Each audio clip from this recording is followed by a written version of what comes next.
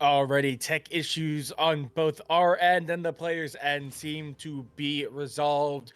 Game number one, Ember and Murk Esports getting underway here. Talked about it. If there's a time for either of these teams to do something a little bit funky, maybe try to catch their opponents off guard, this would be the time to do it. Where it would have the most impact, but the lowest risk for them. But it looks like both teams going to respect each other, do just a 5-point across the board. Intrigued to see if maybe we see any fights, even for some vision, as it looks pretty conservative from both sides here. Metro is really the only one that's severely pushed up, and they're just dancing in river right now. Yeah, Jinx and Lulu did get priority at that bot bush, which actually is a decent start. Fallen is, oh my goodness, this is Fallen? crazy. He just walks into 3 people to get a ward. He's not He's going to gonna get. die. Garen's going to be able to kite this out pretty decent. They're hunting for Fortunately it. for him, Rek'Sai is completely useless at level 1, but it's not going to matter. That's going to be first blood right off the bat. Fallen is down as he just... What just happened? Like, the disconnect maybe is continuing? Question mark? That was crazy. I don't know what that was. Hey, I don't know if you remember this ADHD because it's been a couple of minutes now. Remember back during like the pre-game phase, during like right after the draft completed, and I was like, hey, if this Victor gets very advanced or gets some kills early, he could just kind of steamroll. He could be a real big problem. Hey, yeah, Victor already has a kill, and we're not even 2 minutes into the game. Definitely not a great start.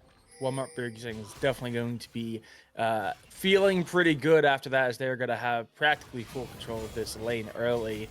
And I did that. Yeah, I think that also delayed the start for the clear for Fallen. So that is a massive win practically across the board for Murk.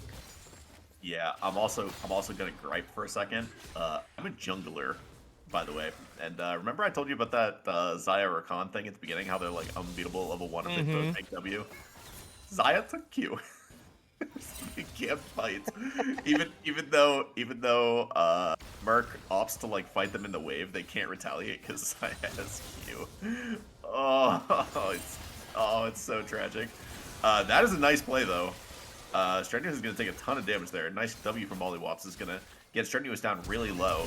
The flash in is not quite going to be enough. The health bots are actually going to save the Lulu, so a little bit of a heads up play there. Scrapping in the mid lane as well. Victor has not been able to back it. Jinx just barely not going to get that kill on Rakan, and we are scrapping early. Yeah, actually not flash invested, but I think that was the heal invested there from Mollywops just to stay alive. That is huge. As 2 members of Ember very, very low. Looks like Killer Python is struggling a little bit here, but I don't think the trade is crazy. Plus, Pot's still in their pocket. They're going to be able to heal back a little bit, but definitely a little bit on the back foot. Right now, besides this top lane, it's going pretty darn good for Murk. I am a little bit worried. If one of these players that are low for Ember, if they play a little bit too risky, they give up another kill early, it could just mean a steamroll or just a snowball effect. Ooh! Is a Oh! kill mid lane. Metro somehow solo kills Victor already. Meanwhile, I just want to point out that Fallen completed this first clear at 3 minutes and 45 seconds. I don't want to be a disappointed Andy, but that is... I wonder if he got delayed because of the invade. That's what I'm going to choose to believe it was. Yoshi is attempting proxy here. Rek'Sai is winning these trades really hard. The healing is really OP in the long fights, so Garen is going to take this opportunity back, which is wise, but he gets to shove out first, so that is a nice play for him. Yeah, I do believe he actually was delayed. I think by the time that he got to his first camp, I think like 1 or 2 camps had already been cleared. Yeah, no flash on the side here, so she is probably going to get down. Mollywops does a nice job of kiting for now, but it's not going to be enough to be a point, though. It's not really if we get any damage done, and that is going to be first blood for Lacuna. Both junglers path bot side, both ADCs are missing their flashes. That is a pretty free one, but I do like this punish from Fallen, taking both of the top camps of the Volley Bear. It's going to make his clear really awkward, as Gwen is going to be able to hoover those up real quick and then go into her own jungle and potentially continue that. So I actually like the counterplay from Fallen here. It's not going to be too bad at the end of the day, only losing to Xayah. Yeah, absolutely. And it does look like the Gwen is just going to recall, so nothing more to assist this top lane. Like you said, Killer Python actually doing a pretty good job starting to win out these trades. Is starting to get a little bit more of a foothold here. They also approaching that level 6 threshold, so ultimates gonna start coming online here from multiple members of both teams. But it looks like Metro is actually the first one to hit it, so this victor has to be a little safe. But even though they lost their top jungle, it does look like the Volley is going to make their way down to that bot side Dragon Pit and are going to get this one for practically free. Looks like there's really no contest here from Ember. They're just going to give that one up to Murk. So that is Chemtech Drake first here. Yoshi's just dead. Yoshi's dead. Wow. Really well played from Killer Python to time that R on the flash. That was definitely a nice one. Knows that he can get out of there. That is just a freebie. Really big advantage because Garen does not have TP, so if Rek'Sai is able to shut this out, it's going to be a pretty significant punish. One really funny thing that I want to point out is that Volibear started that dragon at level 4 without having bagged. How insane is this champion doing objectives? That's crazy. Speaking of crazy, I think Metro might have himself another solo kill on his hands, and he does. It's not even close. He gets it done. The skirmishing of Ember, especially in this mid lane around Metro, does seem to be pretty strong. So, despite some of the advantages from Murk, the gold is actually even. Yeah, back and forth, but this Lissandra is starting to get very, very scary. 2 solo kills, especially when your opposing laner also got a kill early, so should have, in theory, been able to get ahead early. That is massive windfall there for Ember. They're going to be feeling really good. I honestly don't think that Drake is something that they're going to really be harping on. Again, it's Chemtech Drake. Definitely not one of the best Drakes to get.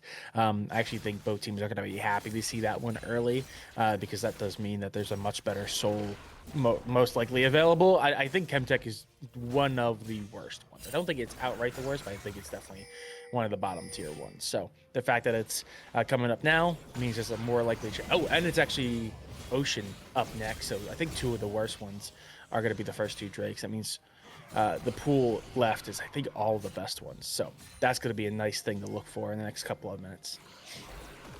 Yeah, something I want to point out here is I found out before the game that a lot of people don't really know how Rek'Sai works. This champion is not very popular. Nobody seems to know what this champion does. And I don't blame anyone for that because I can't even remember the last time I saw a Rek'Sai in a game that wasn't picked by me. But it doesn't appear that Yoshi knows what Rek'Sai does either. But hold on, this is getting really low. VF Lambo is going to be forced to ult here. Nice dodge on the rocket is going to save him for now, though. Honestly, pretty decent play as we're setting up our fight around these grubs. Metro is on the flank, and it's a good one. I think this is going to be the end of the Volibear. It is. Metro is getting it done right now, pretty much single-handedly carrying Ember on his back for the time being. He's going to secure his team these grubs as well, as Gwen is going to be able to chew through these very easily. We do also see the Rakan up for this play, so Ember is here first, but he's making the really dangerous play of just leaving VF Lambo down here by himself to get murdered. Yeah, Rakan doesn't really need to be away from bot right now. He should definitely be, because they've already secured these grubs. He's just kind of letting his ADC get toasted right now for nothing, which is a little bit sad, but I guess they do secure themselves the grubs, which is nice, and they're happy about that. Yeah, I am a little bit intrigued. This is not typically how the games, at least statistically, have been playing out throughout the entirety of groups. We've actually been seeing more and more Killer Python kind of leading the charge for this Murk side, and that bot lane of DB Warrior and Strenuous struggling a little bit. But this time around, it actually looks like it's completely reversed. Obviously, the Lulu and Jinx lane is really strong, so not too surprised to see it doing well. I say that. Nice counterplay here, right? But Volibear is coming behind. They're probably going to pay for it. Zaya is able to clean it up at the end, but she has no ult. She has no flash. Volibear is going to be able to destroy her by herself, and Molly Watts is probably going to get down too with the disabled turret from the Volibear. And Jinx is going to get excited to absolutely maul this turret. This is hugely winning for Murk. This Zaya is so far behind. Yeah, very much so. And again, this is not typically how it plays out. They usually like to play more through that top lane and have Killer Python kind of be leading the charge. But this Jinx is just super far ahead now, 1-0-2, but 20 CS ahead of the Zaya, who's really not been able to get a foothold. It seems like anytime they get pushed up, they immediately getting pushed back by the Jinx and then ganked by the Volibear. And we haven't really seen much presence from Gwen to help out that bot lane duo. So it's definitely a little interesting. So we do continue to see the fighting, a little bit less wet noodle fighting than what we are used to here in the top lane. It actually has been some pretty sizable trades back and forth between these two champions. Yeah, it's almost always going to advantage Rek'Sai, though. She's just going to heal it up. That Grievous that Garen bought is kind of useless, but hold up. We have a fight in the bot lane. VF Warrior, or VB Warrior is going to get engaged on the in here, but it's not able to get too much done right now. He's alive for now. This is probably going to be winning on the back end for the side of the Jinx, so she's able to free fire onto their conduit. The reset is going to mean that Fallen is probably next, but not before Fallen is able to get one. Meanwhile, in the top side, we have a fight to the death that's probably going to result with the Rek'Sai winning, but it doesn't. The Garen somehow wins it. Yeah, that was fighting all across the board, and we are not done, but I think Metro is probably going to win this. I've seen this one a few times before. Make it 3. That is 3 solo kills for Metro already, and the assist on the play top. He is running this game, but his team is letting him down. Yeah, I mean, I think across the board, I mean, VB Warrior, did they? Okay, VB Warrior does survive that. I don't think they got the kill there in that, or the second kill in that bush though. But that does just mean I think this turret's gone, or at least it's not long for this world. Yeah, no, it's just gone. Tier 1 going to be secured. They also did get the feat of strength, being the first team to get 3. So they're going to be the ones to get the upgraded boots and the feats of strength under their belt. So that's a nice boon for Murk, as it looks like they're going to use the opportunity of that turret down on bot lane being taken to secure this Drake as well. Malios is going to be in the area, but I don't think, yeah, they're not even going to try. They might find Bjergsen, though. Metro a little bit too far away. If Metro was still fighting close to that lane, that could have been a very different outcome. Yeah, I mean, look at the items right now. Murk is way stronger. I think Ember is lucky that Murk took that as fast as they did, because I think Ember probably would have tried to fight that, and it would have been horrible for them. So I think they got bailed out a little bit by Murk actually taking that objective too fast. I think they could have baited them into a fight and won it. More trading onto the top side. We have seen the Garen actually perform pretty well. Pearson is really weak. The fact that he's almost losing this to Zaya is crazy, and Metro is coming. He's got the E. It doesn't look like, or the ult is up, so I think Walmart Bjergsen is just dead unless this W somehow connects, which it isn't. Man, this is a really tough game for the Victor. Took the area to win lane, and yeah, it's not happening. Ember does have some bright sides, though, but hold on. Lacuna is going to be here to go for the play onto the Garen. He's going to shut down the turret for now. We'll see if Yoshi's able to buy enough time. Lacuna is taking a ton of damage from the Garen and the turret, and he gets it done. The execution from the R is good to outplay double kill for the Garen. That is a huge one, and suddenly Ember now has 2 winning solo lanes.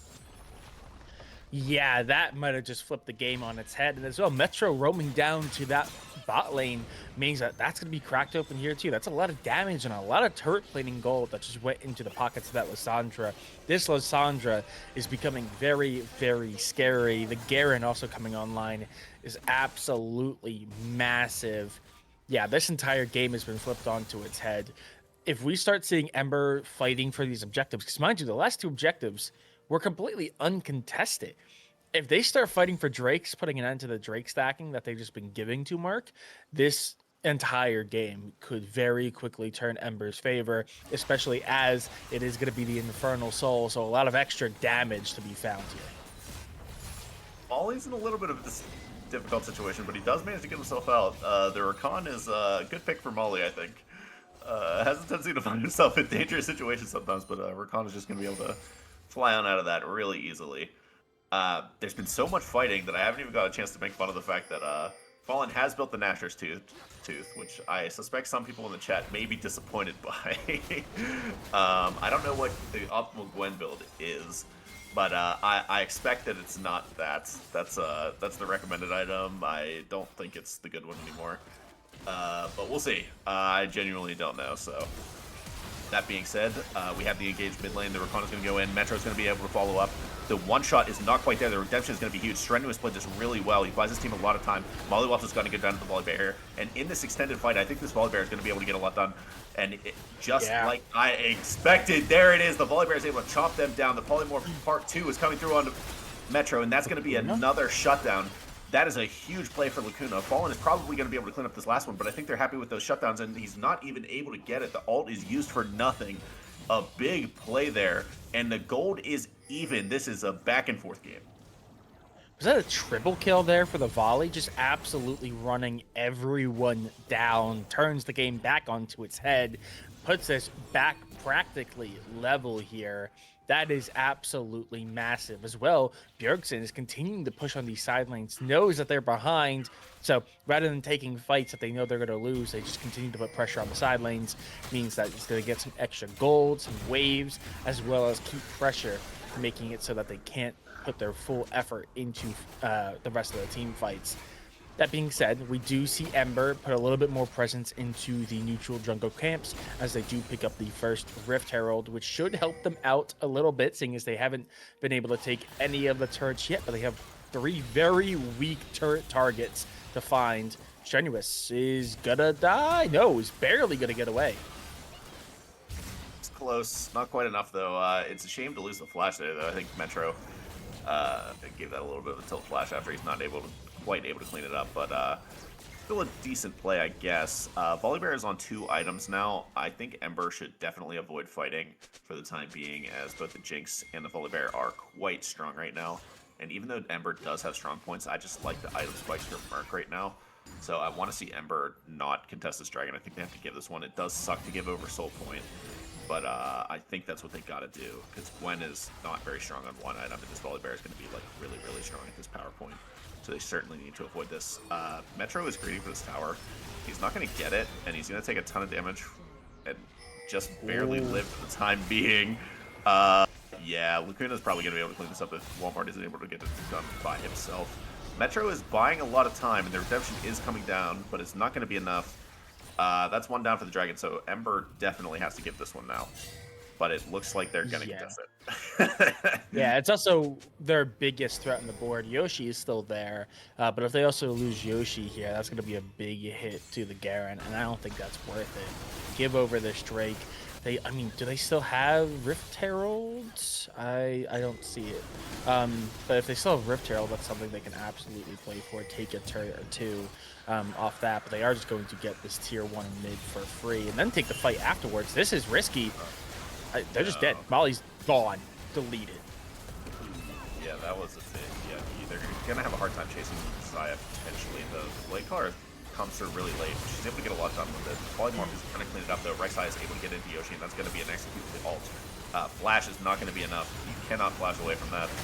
Fallen is certainly going to be next, but hold on. He gets a lot of damage done with Metro there to save him. Walmart Pearson is going to go down to the turret, and Metro once again gets it done with the triple kill. Shows up just in time to win the fight for his team, all according to plan.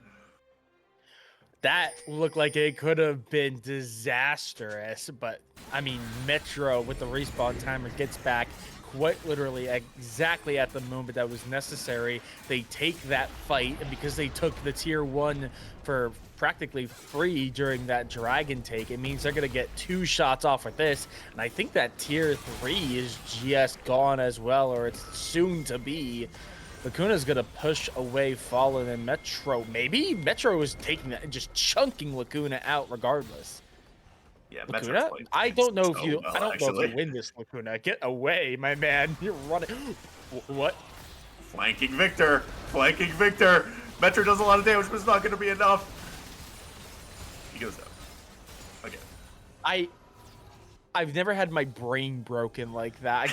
I was like, Lacuna, you need to get out. Lacuna, leave. And Lacuna finally starts pulling away, and I go, okay, reset. And then the flanking Victor comes out of the bushes from River, and I don't think I've ever been so confused in my life. Bjergsen is not in a great spot right now. The balls that this man must have to take that fight. It turns out their way, but man, that is a risky play there. Yeah, honest, I don't even think Lacuna saw that one coming. Did you see how he was positioning before fighting started? He gave up on the play. I think there was only one person that wasn't surprised by that one. Yeah, it's a fun one. We do see Riftmaker second for Gwen. I wonder if that's going to be the right choice. Lulu is going to be forced to ult. Fallen is doing a lot of damage, and one of the things that Gwen is really good at is taking these objectives, especially when she's on 2 items. I can personally attest the fact that Gwen can actually solo this Autocon if she's given the time by herself, but I don't think she's going to get it, so this is incredibly risky to do this 2v3 right in their face.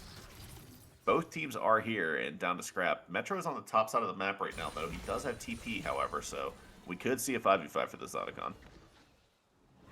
Yeah, Autocon was started, but it is going to be reset here. Both teams are staying in area. I don't know if they're trying to bait each other out. Molly playing super far ahead, just getting the ward. But the longer that this back and forth persists, the more Metro is going to be able to get. I don't think... Okay, Killer Python's going to have TP up here soon. But it's still going to be a couple seconds, which means Metro has the advantage here. Yeah, that turned out pretty good for Ember so far. We'll see what happens on the back end of this play. Currently, the Volibear is just able to chomp this guy by himself, but I think this is actually really good for Murk for the time being, unless Fallen is able to clean this up himself. He's not quite able to do all those charges down. Both redemptions coming out really early. I think that Walmart Pearson is going down, and I think it's the Lulu that's in no man's land, not able to get to the Jinx for the time being, but it looks like they're going to let her go. Meanwhile, in the top lane, Metro and Killer Python are fighting. It looks like blue side is going for this Autocon.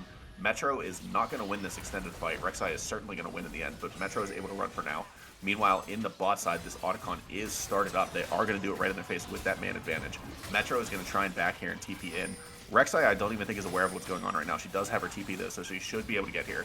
The Polymorph comes down, but Mollywops is still able to go in. The W is not able to connect. This Autocon is getting dangerously low. The Jinx Rock is not able to get it done. Garen is buying a lot of time.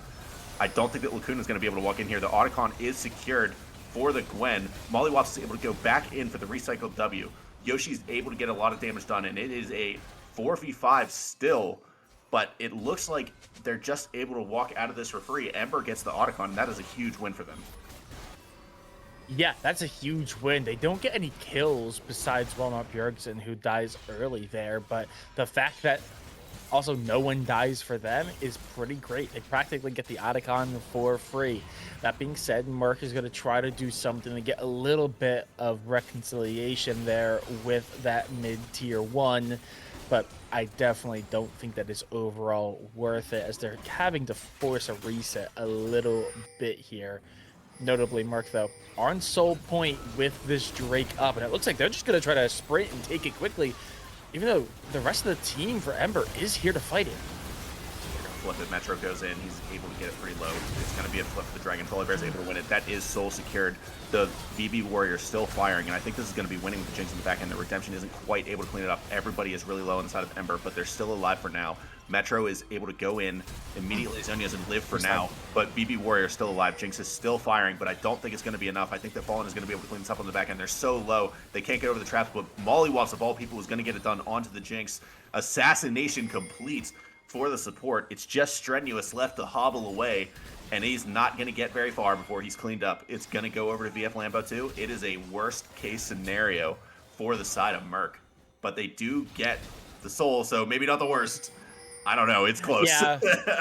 I was going to say, it's definitely at the worst. It's just very much not good. If they gave up that Drake, it would have been a very different story. But in the end, Murk are able to secure it. Lacuna wins that smite fight. But the positioning was also just very, very awkward there. Murk, the entire team, very separated, which meant they were able to be isolated away from each other and just mowed down. Ember feeling really good, though. They are a little bit behind when it comes to the neutral objectives.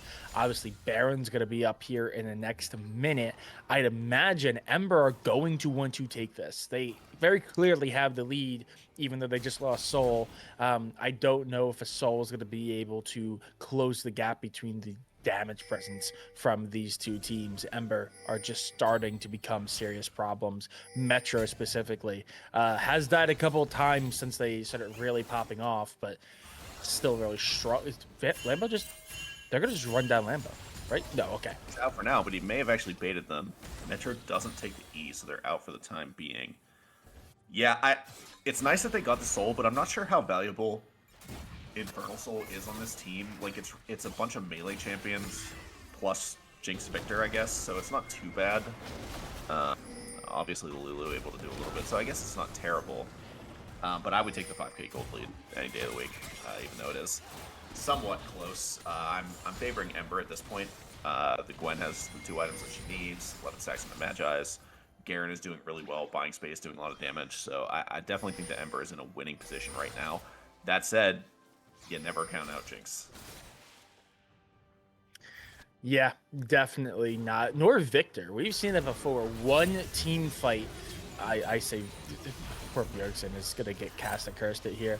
But you see one team fight just go the way of the team that has the Jinx or the Victor. Suddenly they get 3 or 4 kills under their belt, and they were super far behind and suddenly are just absolutely dominating the game with a little bit of a cash flow injection.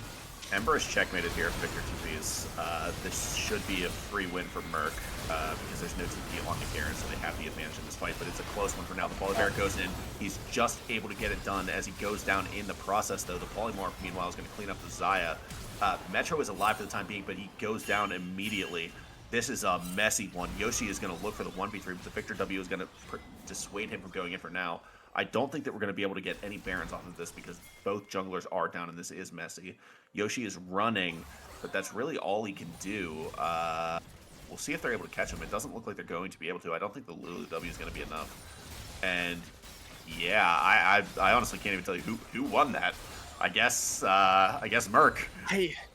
I think Murk because it wasn't as clinical as what we were describing, but I think the only 2 that got kills in that trade for the side of Murk were the Jinx and the Victor. So I think that's actually a pretty good outcome for them, and neither one of them died. So that's just a positive for both of those hyper carries. So I think Murk does come out a little bit on top after that, but the fact that it's not a very clean win, they're not able to get the Baron off of it, it's definitely not ideal, though it is still a win. It's Pyrrhic victory at best, but it's still a victory nonetheless. Just a couple things to point out. Something that I think is really funny is that Fallen only has 12 vision score, which is a goofy thing to point out, but it's just very funny to me because Gwen has just been farming the whole game. Does have a humongous CS lead, though, and is in a really strong position, so we're laughing at it, but the number that actually matters is the 213, and that's a big one coming up for this Elder Dragon fight, so I think this is probably going to be the game-deciding fight. I would be very surprised if these teams actually go for this Baron. I'm not sure why Murk is posturing around it right now. I would think that Elder Dragon would be the priority, because like you can't really take Baron right now, because even if you get it, they're just going to trade Elder, which is a terrible trade. So I'm not sure why both teams are positioning around here. It looks like they're going to look for the pick onto Fallen, which is a pretty reliable target. The Rek'Sai is able to go in first. The Polymorph is going to buy enough time for them to clean up the kill, and that's probably Baron and Elder. I think that Murk is suddenly in a really good position to win this game. Yeah, I mean, there's the potential that Ember just turned to try to take the Elder Dragon. They're not going to. They're not going to try to trade this 1-for-1. They're just going to give up this Baron, but it is going to come at a pretty heavy cost as there is a bit of a siege happening. But if they don't turn away in time, I mean, yeah, they're going to get the Baron.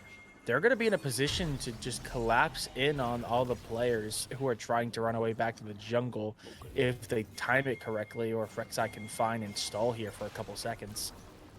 Molly, leave. You're baiting your team. Ember needs to back so badly right now because they got to get their reset off after they took the Baron, but it looks like they're going to overstay their tempo again. Murk made this mistake earlier and they got punished for it pretty hard. Ember is going to look for the pick here, but they're all over the place and super separate. The Volibear is going to sniff this out. Yoshi goes in first, and he's able to do a bit of damage, but is traded right back onto him. It looks like this is going to be a huge win for the red side here, as they're able to get it done onto Yoshi. He trades back, though. It's close. This is going to be a tough one. Metro's in the middle of all of them. Gwen is able to get her ult down and do a ton of damage to BB Warrior. If he gets his kill, it might be enough, and it looks like it is. BB Warrior goes down, and Gwen is still firing. Molly's able to get one more W up, which is going to be enough. This is going to be a win for the side of Ember. It is going to mean Elder Dragon plus the Baron that they picked up earlier, I believe, so they are certainly in a good position now.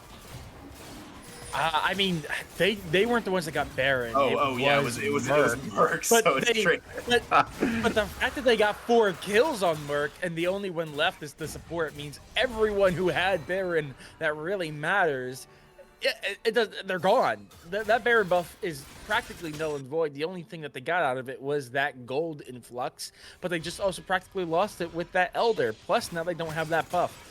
That was absolutely massive. Really good targeting from Ember as they lock on to that volley bear. Lacuna was a dead man walking. The moment he walked up, he was just absolutely melted. And without the CC and the ultimate from Lacuna on that volley bear, the rest of the team just kind of fell apart at the seams. And now Ember are in the driver's seat.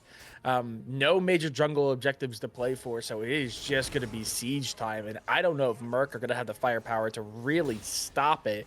If they lose one member here and it goes to a 4v5, we could just see the end of the game here very soon. Watching Ember is so funny because that setup did not look good to me. They just overstayed. They had first look on the dragon, but it gets sniffed out, and then they just win anyway because their hands are sharper, I guess. I don't know. This Ember team is so weird, but with this Elder Dragon, they're still going to need to force a fight here and actually use it. It's not enough to just get it. You got to actually force this fight, which they haven't been able to do for the time being, but they have a fair bit of time, and they're probably going to take their time getting this turret and then look to fight afterwards.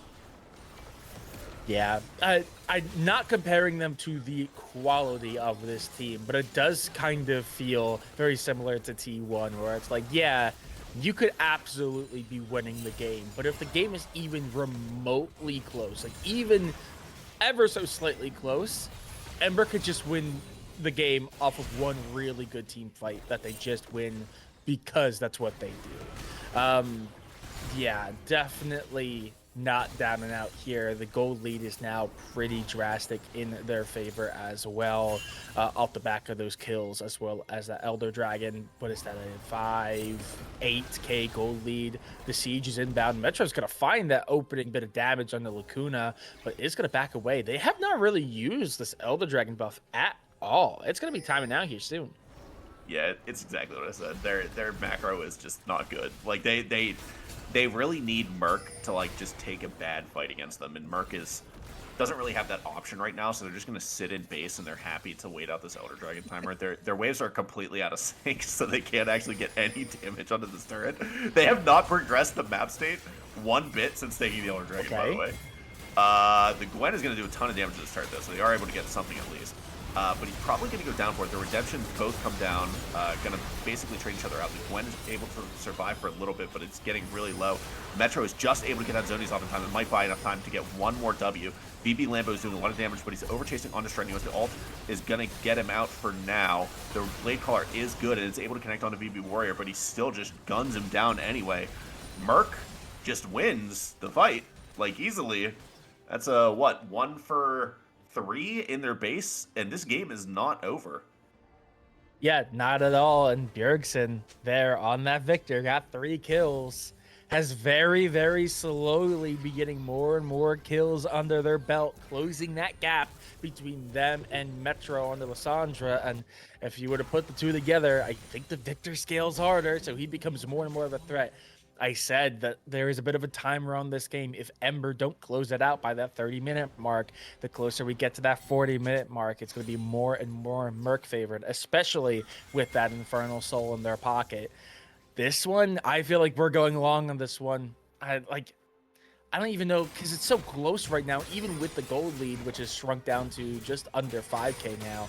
Even if they go for a fight for this like next Baron, which is going to be up in 30 seconds, I don't know if it's a clean one. I think unless someone absolutely throws this, oh, God, I say that. Fallen every time. He gets his zonies off in time, so the Jinx traps are gonna secure it. This is probably the end of the game as the Rek'Sai is able to go in, execute the Rakan, and Jinx is doing Jinx things. Metro is super low and forced to run for now. VF Lambo is able to get a huge root, and it does actually end up in the Jinx dying, which is huge because it probably means they can't end the game. Meanwhile, the Garen is pushing mid lane and catching the wave so they're not able to actually push this mid wave, and Yoshi is going to secure this inhibitor. It's a complete mess. The fight goes the way of Murk, but Ember is able to get the inhib for the trouble. This is just barely not gonna kill Strenuous. Oh my god, that was so slow of a reaction time. I know the spectator's a little weird with that, but that shield came down like 10 seconds after the redemption hit on my screen. I don't know about you. I saw him standing in it for a solid couple seconds. Yeah, but this is what I mean. It's still so close. It's back and forth, and no one's been able to get a clear victory. Lacuna's just gone. But by Lacuna, thanks for coming, I guess. Garen damage is not... How many people are going to flash the Rek'Sai ult, man? It just keeps going. Killer Python is alive for the time being.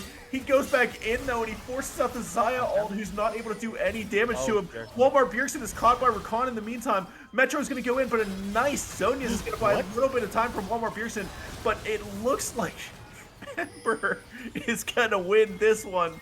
Oh my god, they flip heads this time. I'm sure our round Baron is going to be tails, though, and we'll just keep going with this game indefinitely. You say that, but they're marching right now, and I mean, they have Lambo, they have Warrior and Strenuous to overcome, but Lacuna's back in 6. If they could just hold off, clear out this wave, they might be able to outlast, but that's a lot of turret damage. Maybe Warrior's not caught. That could be huge. I think this is probably it. They're not going to be able to get him for now. Jinx is firing though. Oh my god, it's so close. No, it's not over yet! This is going to be Elder Dragon or Baron for Murk, whichever they choose. But they're picking a litter. I mean, Yoshi. I'm not going to lie. No I'm not going to lie. I felt like an idiot for that call because I was like, wait, I'm so lost in the sauce that I didn't even realize that they're about to end here. And they somehow don't end. Don't worry. He can't make this up. He can't make this up. I thought the exact same thing. I thought the exact same thing when they found Fallen just a couple of minutes ago after saying he was going to go back and forth. It happens. Yoshi is going to try to run to get away with her life, but they're not going to be given the option. And they're going to get that kill with timer still at like, I mean, Mollywops will be up, but it's still like 7 to 10 seconds. That just means that this Elder is going to be secured. It's going to be a 5v4 as well. I refuse to say the game's over because we've seen that that is not the case. Until everyone is dead, I'm not saying a word. It's not a Jinx moment. It's Jinx's world, and we're all just living in it. Like, no matter how bad it looks, Jinx gets it done. They do have to be really careful going for this Baron, though, because I think Ember probably should just go for the end here. They should just send Gwen to chase them around, and then somebody else goes to the base and ends. But it looks like they're gonna opt to sit here and watch them take the Baron in front of them instead, which is, I don't like it. Okay. I don't like it. I think they had an opportunity to win there. Thank you. But yeah, it's gonna come down to a 5v5, which is dangerous, but the gold is so level, by the way, even after all of those objectives that Murk just got. Fallen's coming up from the top side. There is still no Nexus turrets, so the Nexus is just open. They need to play super careful. If they can get, if they can hold them. Fallen, no. It's close, but it's not enough. It's close, okay. But they need the full sweep here. One player gets around them, like that Garen that's flanking through the jungle. That could just be it. I'm not mad. I'm disappointed. I think maybe that does buy enough time for Ember to wait out this Elder, because the waves are not in a position for Murk to really capitalize on that depth. So I think if Ember just backs up, gives up an inhib or two, they should be able to wait this out, and they get another shot at it potentially later. But yeah, but Garen is way over pushing here. He needs to back up. He does get the Victor TP though, which is really funny. I don't think that's necessary. Jinx is going to be able to pulverize and start mid, as Jinx does. The Yoshi is going to get chased down by the Rek'Sai here. The Blast Plant is going to buy him a little bit of space, but the Rek'Sai chase is really, really strong at this point, so Yoshi is going to have to run for the hills, but it's not going to be enough. Elder Dragon is going to get it done, and that's probably the last breath that Ember has. I mean, they don't have a wave quite yet. Timer definitely needs to be taken into consideration. I don't know how much longer they're going to have this Elder buff. They even still have it. They're going to take this turret, though. This needs to be clean, but this is looking more and more like it's going to be Ember's win here, especially as VV Warrior with the Guardian Angel also hitting that level 18. This is definitely rough for Ember. Yeah, Fallen is going to get engaged on. VF Lambo is forced to ult really early. He's going to be forced back into the base for the time being. Meanwhile, Metro is buying space, but there's nobody to free fire right now, so all this time is just kind of wasted. Meanwhile, Jinx is destroying the turrets. This game is over. Goodbye game. They got the Nexus down to about 10 HP, but it's not going to be enough as Jinx is going to be able to fire away and finish off this game for sure as she gets excited just in time to hit the Nexus with 1,000,000 attack speed. Alrighty. Well, hey, what I said ended up being exactly true. I said it was on a timer. The closer this gets to 40 minutes, the more favor it is for Murk. Murk wins it at, guess what? The 40-minute and 22-second mark. Yeah, that, I don't want to say that was a good game. Both teams. Like, that was a good win for Murk, and that's a good win on the board. But man, what a really chaotic game. Both teams at times felt like they were more trying to lose than win. But in the end, Murk, their pieces just come online. I talked about a lot how like the Jinx and that Victor kept getting kills and not dying, getting more kills and not dying. And over time, that just starts stacking up, and that Lissandre was not able to keep up with those two hyper carries. Like I said, it's a good win for Murk. It's just, it was not a great game for either team, frankly. Yeah, look, Walmart was missing out on the food stamp money for a little bit there, but the government's reopened. They came through in the end. He gets the money he needs. Corporate America is back. Always wins. Mark is able to get it done despite being an incredibly messy but fun game from both teams.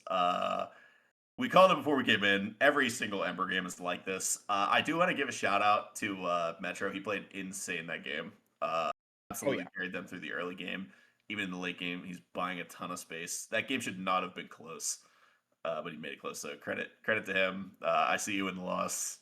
You did good, bud. But you got to do that for a couple more games and hope that your team can pick it up a little bit in the early game. I think Fallen also made a really critical error getting caught there in that bush around blue buff. By the end, he just kind of walks in blind. I joked about the vision score right before that, and then he walks into an unwarded bush with 4 people in it. Probably should have blue trinket at that point. But yeah, it's a close one. It's a fun one. I think that we're gonna see some more games today than 3. I don't think this is good. Either of these teams quite have what it takes to get a clean 3-0. So I think we're gonna be here for a while. Yeah. Actually, in fact, because we had a little bit of a delay getting into game number one, both with technical issues on our side and the players, it looks like we're actually just gonna go right on into it. Next draft, the teams are already ready to go. So intrigued. I'm intrigued to see. We talked about, or at least I mentioned, Ember a little bit lacking on the engage tools, and I did think I felt that a little bit there. If it wasn't for Lissandra, I feel like they would have been really struggling for the means to engage in. I'm intrigued to see if we see the classic: don't draft engage, lose game one. Next draft, they just do nothing but heavy engage super brawly champions and win game two. Because I feel like we see that all the time. Let's think. What's next for Ember? I'm guessing Evelyn Wukong. I think that would be a sick combo, and I think it's at the top of both flowcharts. So you heard it here I mean, first. yeah. The Samira ban. Is that a We did. yeah, We we did see that once. Yeah. Yes, and I think it did pretty good. I think they lost, but the Samira itself was a pretty good pick, if I remember correctly. So I'm not surprised. I don't think it's maybe worth the ban, but I'm not surprised to see it, if that makes sense. Yeah. With the Lilia ban, I'm just saying it's looking like the Evelyn is looking pretty sharp here. Smolder is a pocket pick for Murk, I believe. I Yeah. think we've talked about this in the past. So not too surprised to see that one. A 280 carries band actually. Also, the Tristana is gone too. I wonder what that's about. I also find it interesting that Ember is really focusing on banning Galio. For whatever reason, that's very high prio for them on the ban side of things, and it is only the Akali that is banned from Metro once again. So they're letting him see what he has. Ezreal is gonna be the response to the Okay. Smolder. Honestly, I have no idea if that's good or bad. I think that Ezreal can be good early if he has the right support. I would expect to see something ranged, like a Karma, something like that. I think would be good. You can really harass him early and push him under. Yeah, Ezreal definitely seen as one of the more higher pressure and higher tempo bot laners. There is always the chance that that Smolder is a flex mid. I don't think they would, but there is always that chance. But it looks like Ember are pretty confident that it's not going to be, as they are going to essentially blind this Nefiri, which is interesting. I know way earlier in the year, Nefiri was a little broken, but I think they've fallen off pretty hard. And it's a Diana for Murk. I Okay. I'm guessing that this is Metro playing the Nefiri. Nefiri jungle is hit pretty hard at this point, but she's still pretty strong Yeah. in the mid lane. Anybody that reads banter chat from a couple seasons ago knows that I'm a big Nefiri fan. I think this chip is really fun and really good, but she has been nerfed a lot. Merc Yeah. is gonna take the Karma, which is probably a takeaway. I don't. I guess that kind of patches up Smolder's laning a little bit, so they can still get some push. One of the things that's really strong about Karma that I don't see utilized too much is that your ability to just queue the wave and get push is really strong. You don't always have to be using on champions. You can use it just to get wave control. Braum gonna be a pretty good response. Pairs well with the Ezreal and can do a lot to mitigate the Karma. Early, you can trade essentially her alted Q with his E, so an alt for basic ability is a nice little one, and it pairs well with the Nefiri too. So uh, I think I'm liking what Ember is cooking so far. I definitely like what I'm seeing, but they have potentially given Merc the opportunity to ban two jungles if they're able to sniff out that this Nefiri is likely mid, which could be Yeah. risky. Yeah, I will say I'm taking a look at some of the stats. Obviously, this is just ranked, this is not team play, but it does look like this is pretty heavily favored in Ezreal's direction here between the Smolder and the Ezreal matchup. So that is something to be looking out for, especially with paired with that Braum. I think is a pretty good matchup. Obviously, it offers a lot of protection as well as a lot of engage tools. So I do not dislike that in the slightest. We do see the Yorick get banned away from the Murk, which I'm from Murk, which I'm actually not surprised to see. I think Ember, especially with yeah, yeah. Okay. No, I'm backwards. I was gonna say with Bjergsen was doing a lot of split pushing, but they play for Merc. So I'm not quite sure where the Yorick ban is coming from. Obviously, he's still pretty good. A lot of pressure on the side lanes, but I don't know if they're worried about them swapping over and start focusing the side lanes. I imagine that's a little bit less so now that we do see that Ari pick up there, though. Really strong, which I think pretty much guarantees that the Nefiri is going to be going in the jungle. Yeah, I guess completely wrong there. I'm guessing that Merc is a little thrown off by that too. However, I do like it. I don't think that Nefiri is in the strongest place right now, but I do like Nefiri Ari. I think that's a good combination. I know that Fallen plays Viego. I'm not sure why he didn't just pick Viego. Kind of does the same thing, but a little bit better in my opinion. However, they've got a lot of mobility and a lot of ability to like avoid damage from the side of Murk. Nefiri can just press the W and run straight through the Vigar cage, for example. She can also react to Ambessa R's. So lots of mobility on the side of Ember, and they're going to be able to get away from, I think, a lot of this kind of choreographed CC on the side of Murk. So I'm a fan. The Camille is a good one too. I'm not sure how that matchup is into the blind Ambessa. I'm gonna assume it's good if he's picking it. He probably knows the matchup better than I do. Yeah, I think we've talked about this one before. I think this is Camille favored. Um, I can check it out again, but I'm pretty sure we've looked at this exact one before, and it has been in favor of Camille. I liked Ember's composition here. I do agree with you. I think Viega would fit a little bit better, and I think Viega would probably be just a better pick in this situation because, like you said, Neferi definitely nowhere near as strong as they used to be, especially in the jungle. But Murk, or excuse me, Ember. I mean, they do now have a lot of engage tools. I mean, obviously, Ezreal doesn't really have an engage tool, but Neferi is obviously pretty good when it comes to engage. Brahm's ultimate is something you can play around. Ari is insanely good at going in, and plus Camille can completely isolate a fight. So, they pretty much did what I said that they would probably do, which is pretty heavily go in onto a much more brawly, a lot more heavy engage composition. I like Embers here. I think that Diana is something to look out for. Obviously, not a champion that we see very often. I actually don't think we've seen her. This might be the first time on stream we're seeing Diana for the LFA this entire year. I don't think we've seen Diana once. But Vigar with the baby cage is always really good. And Bessa has been getting played a lot more often. Super good at taking fights early. And then Karma Smolder is going to be really. I mean, Karma's going to offer a lot more protection in the early game, while Smolder is definitely going to be struggling out the gate, having to play for stacks and play for a little bit more late. But Karma should help keep him alive. Yeah, I'm looking at the chat right now. I see VB Vergen in the chat.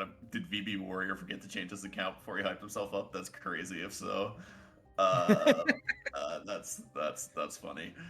But I'm looking even crazier though. As I'm looking at Murk's comp, and I don't see anything. Like, do these champions have any synergy with each other? It just looks all over the place. They have no priority. They have a bunch of scaling champs. Typically, you want to play Diana with like AD champs or champs that can push really hard so she can farm safely. It kind of looks like a mess to me personally. However, you never know. These could be a bunch of comfort champions that are just strong. It looks like the teams got swapped here. Like this team on the Yeah. side looks like an Ember comp, but somehow it's Ember that has the cohesive comp this time around, in my opinion. This one looks very favorable to Ember from what I see, and I'm surprised. I think you're right. We really haven't seen Diana this split, have we? But we have a bunch of junglers in this league that love AP power farmers, so I'm really surprised that we haven't seen Diana because I think she's actually one of the better ones. So yeah, uh, Yeah. we'll have to see how it goes. Yeah, I think you're absolutely right. It does really feel like the game is kind of flipped on its head here because it's giving me flashbacks where like last time I was like, I don't know about this Rek'Sai pick, but the rest of the team is feeling really, really good. And here I'm like, I don't know about this Neferi pick, but the rest of the team looks really, really good. My biggest concern is that it's Ember that has picked this team composition, and they're known for being super aggressive. They're known for trying to push their advantage. And while there is not much cohesiveness from the side of Murk, I mean, their team, if you give kills over to them early or if you give free kills, pretty much every one of these champions, excuse me, can become an absolutely massive problem. So depending on how Ember play this, if they play way too risky, start giving over kills, uh, Merc might just be able to get ahead because they have really good individual champions that can just absolutely dominate the game. Listen, that's cool, but one thing that we haven't considered is that Merc has the VB Warrior on their team. We saw the super carry last game. We're gonna see part two in game two. Honestly, it's just a formality at this point. I don't even know why we bother talking about draft because one team has VB Warrior and the other doesn't. So I think this one's a wraps. Absolutely. But with all that being said, obviously everything we say is just words. We're going to have to see how everything actually shakes out on the Rift. But don't go anywhere. We're going to be sending to a brief intermission. Let Spectator Delay do its thing, and we'll be back with game number 2 between Murk and Ember Esports in just a couple of minutes.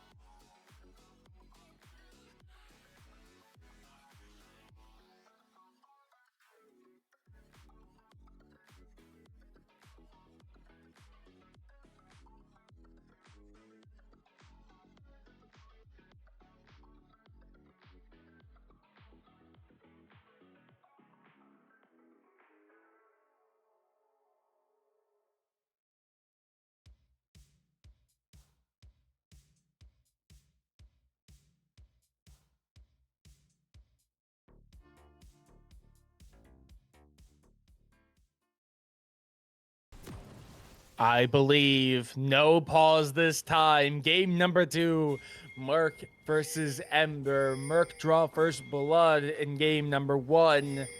I'm intrigued to see if we see any alterations. If you're just now joining us, my name is Soren. Joining me is ADHD. ADHD, it actually does look like we are going to get a bit of a trick play here. All 5 members of Ember making their way towards top bush. Yeah, they have the Braum, so they really want to make something happen at level 1, but it looks like Camilla's going to kind of bait Ambessa in, and it looks like Killer Python is at least going to be forced to flash here. Braum is going to trade the flash for it, so 1 for 1 at the end of the day, but I think you take that. I really want to see Fall in the path towards the top side now. Yeah, notably though, that is going to come pretty costly. A full reset from the rest of Ember, and it actually looks like we're getting a lot of vision being put down. And Mollywops is actually, that recall is actually to be canceled. So Mollywops is going to be a little late to lane, as so much vision has been taken by Murk towards this bottom side. There's words everywhere. Nothing's going to be secret this game. I hope that Fallen is starting. Oh no, he's going to red buff. Oh no. I was hoping he was going to do Raptors and then look for an early play top, but it looks like he's pathing away from the flash that was burned. Okay. He doesn't have to do that, I guess. Yoshi is going to play really aggressively here, though. He knows that he can with that flash advantage. So, going to be eating in at every opportunity. Yeah. I think, again, Yoshi is going to be the one with the advantage here, just in terms of lane matchup. So I'm intrigued to see how this goes, but I don't know. I think Ambessa wins out level 1, super aggressive champion. And I think Camille takes a little bit to really get rolling. And we do see Metro putting some pressure on the Bjergsen as well. And with that later start, the advantage is definitely the VB Warrior and Strenuous, as they're also the first to get level 2, pushing Ember's bot lane duo back under their own turret.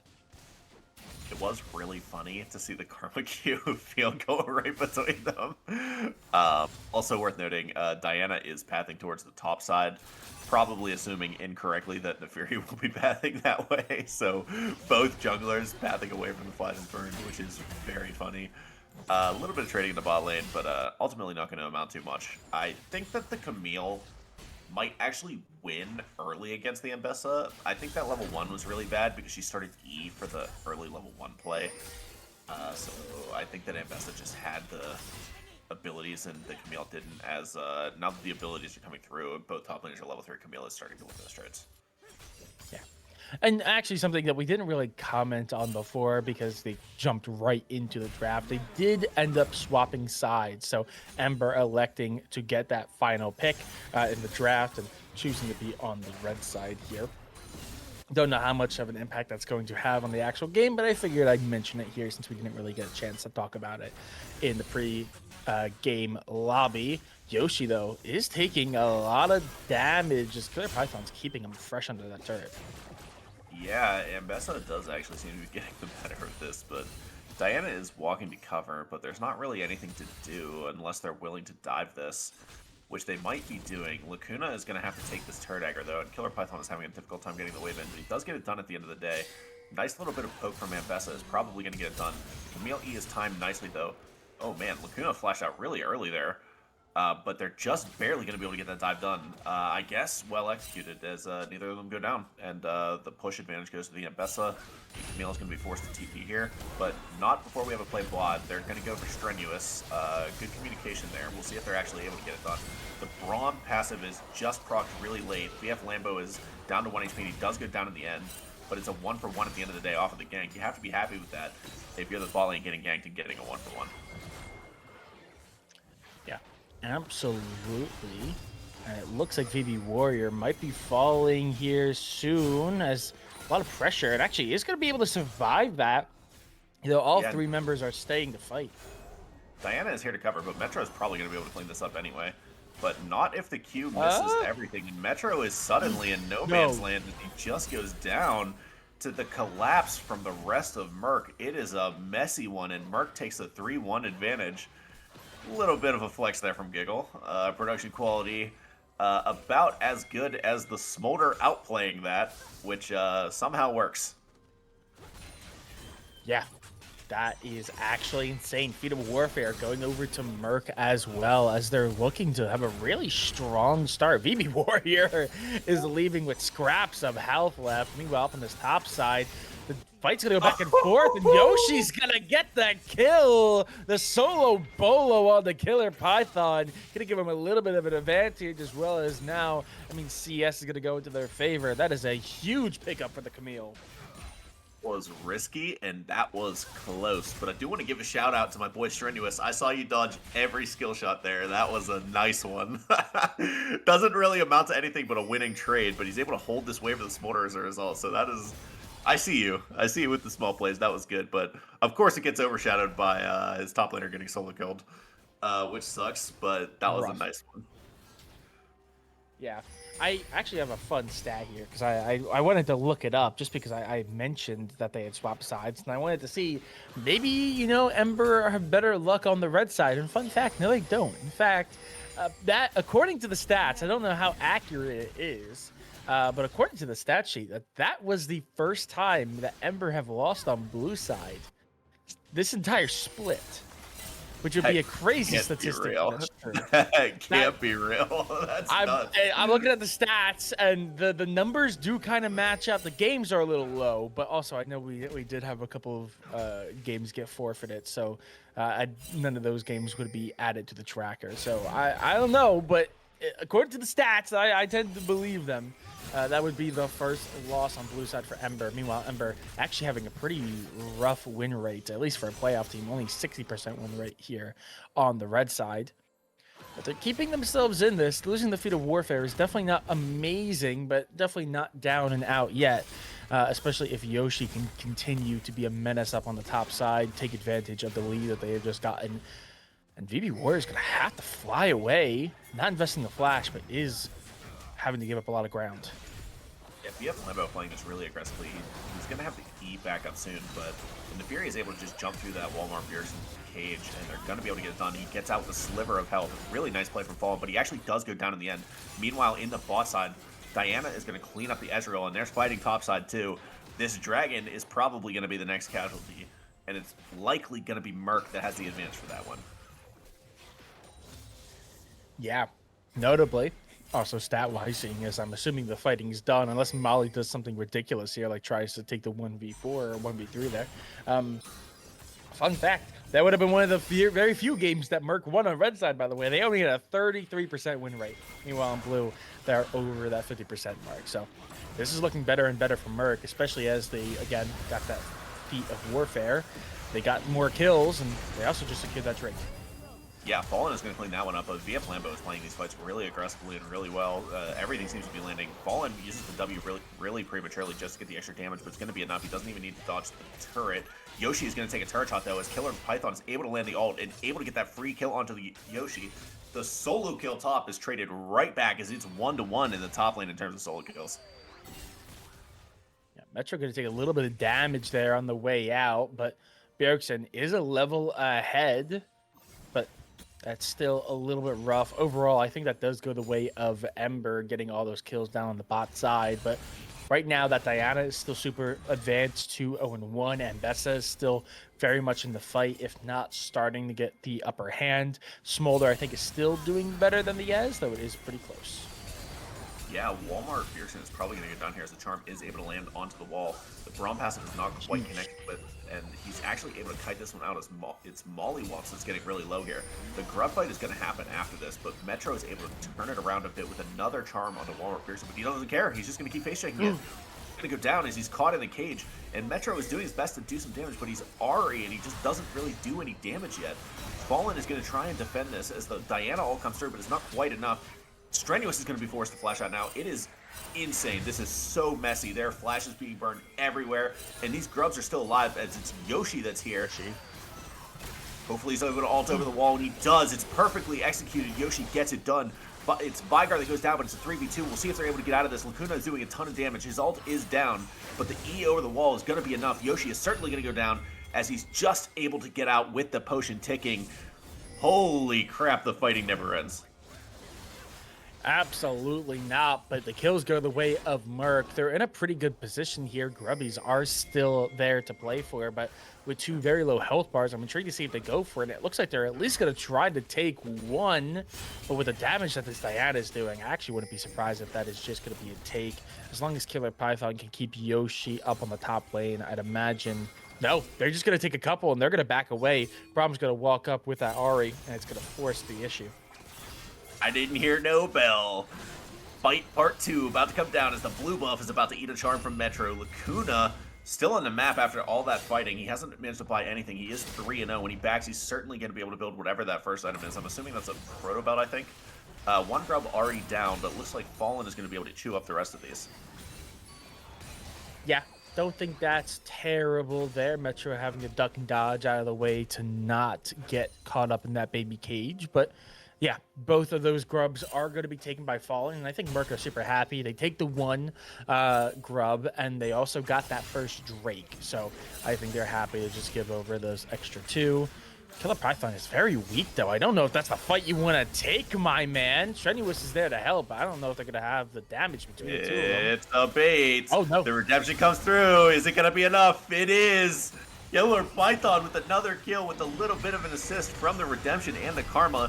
Meanwhile, a 1v1 from both these ADCs in the bot lane. Ezreal is going to be forced to burn the barrier really quickly. Smolder is not going to be able to clean it up, but it looks like the Neferi is just going to look for this grub. I don't think that Smolder is going to be silly enough to push, but we will see. Yeah, Python has to back away. Those way outstayed their welcome in that lane. It should be able to go back and probably complete first item, as we are starting to see those items get completed. Obviously, Nash's Tooth plus Boots completed for Diana, which is partially why they were super, super strong. 3-0-1, by the way. As Ari is caught up in the baby cage, but there's just no real follow-up, as I don't think it was expected even by the Vygar. So they are going to be able to get away for practically free. Next Drake is going to be up in less than a minute, so that's something to keep an eye on as well. 77 stacks now for this Smolder. And Fallen is down on bottom side. They're trying to find something. Molly's very low, though. Yeah, so it looks like they might be trading too much of their health bars before this dragon. It's definitely a dangerous one. Yoshi is in a 2v1 for now, but Metro is here with the ult. I think he's going to be able to win this in the back end, but it's a two-stage fight, and it looks like Murk is going to be the one to win both ends of it, as Metro is not having the same impact on this Ari as he did on Lissandra. Yeah, and as well, no one falls on that bot side. And like I said, Molly and Lambo super, super low. So they're not even able to go and take that dragon while they know Lacuna's up on the top side. Lacuna's going to get the back, be able to get a few components. Vaughn is going to try to find Strenuous. A lot invested, but I don't know. Yeah, they will find the kill. Okay. Yeah, it's going to be a 2-for-1 at the end of the day, as somehow Smolder is able to clean out Molly there, but I'm going to call it worth. Pearson is probably... Oh, he actually does get it. The Neferi W cooldown actually coming through there. It is like a 25-second cooldown there. I thought it was long enough, but not quite up yet, and the cage is going to get it done. Oh, this is... Killer Python Yeah, it's This is a a little messy. 2-level advantage, by the way. Killer Python is going to win this by a lot. Yoshi is no business here. Goodbye. Oh, See bye-bye. ya. Yeah, Uh, uh, Proxying as well. Diana took Drake as yeah. well in the process, so that's 2 Drakes. It's the Hex Tech Soul, which is great. I think that's actually great for Murk as well. I don't think Ezreal really gets much off of that. I think most of the damage is built into the Q. As well, I don't think Metro really gets much from that either. So that's pretty darn good if you're Murk. And obviously, Hextech, I think, is still the best soul in the game. And they have members that are just super, super far ahead. This is looking really good for Murk. Like I said, Ember, they have a really good composition. If they can get what they want out of these fights, they could just super get far ahead. But they're taking so many skirmishes, and so many of them are going the way of Murk, even though the team comp isn't like cohesive. Just there's so many pieces of this Murk side that are super far ahead that they can kind of just make up for any disconnect that they have in the team comp. Yoshi is where he is not allowed, which is anywhere close to Python. BB Warrior is probably going to go down to Fallen here, though. That should just be free. The ult into the Q, and then he can hold the W for the last second to drop the last turret shot. Should be easy enough, and it looks like it is. The dive onto poor Yoshi. Oh no, the wave isn't quite there yet, but BF Lambo is going to get caught in the baby cage, but he's able to fire because it doesn't actually stun him, so it's able to be a 1-for-1 at the end of the day.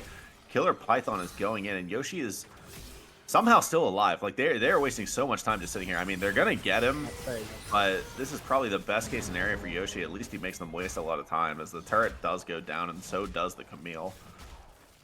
Yikes. Yeah, and that first turret is also the second feat of strength that they needed. So that is going to be feats of strength going over to them. And it's actually at the perfect time because that bot tier 1 did fall. And here the bot tier, or excuse me, the mid tier 1 for them also falls at the exact same time. So their jungle just kind of got cracked open. But in response, we do see that Rift Herald just being taken by Lacuna and Strenuous.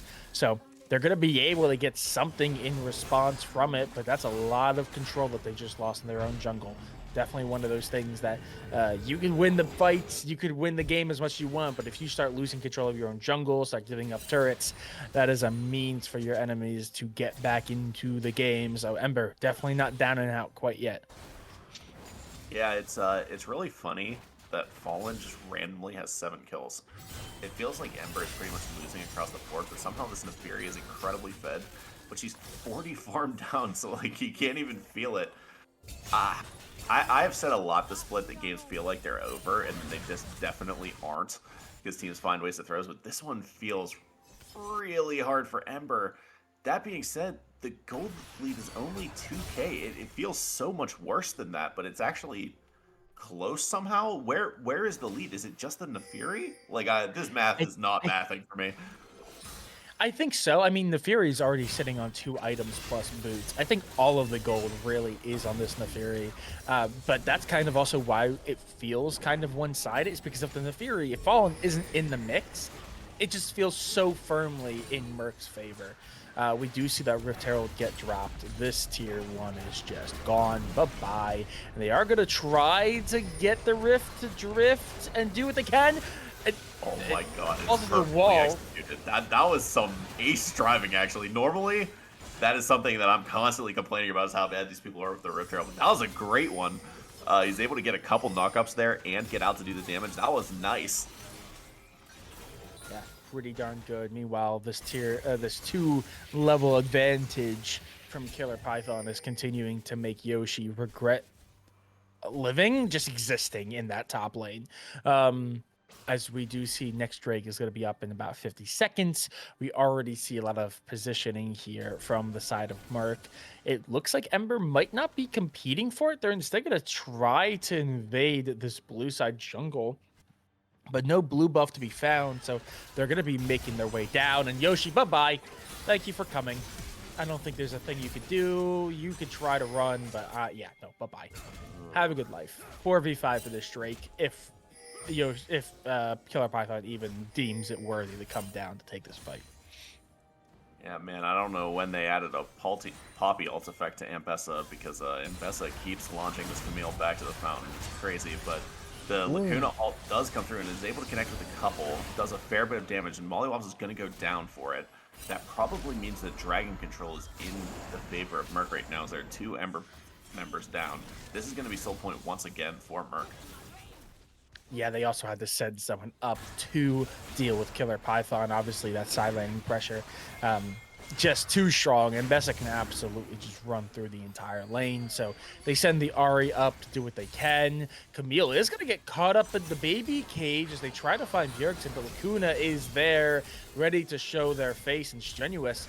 Also there to back him up. A little bit of a bait, but does not end up being a kill unless they want to go chasing.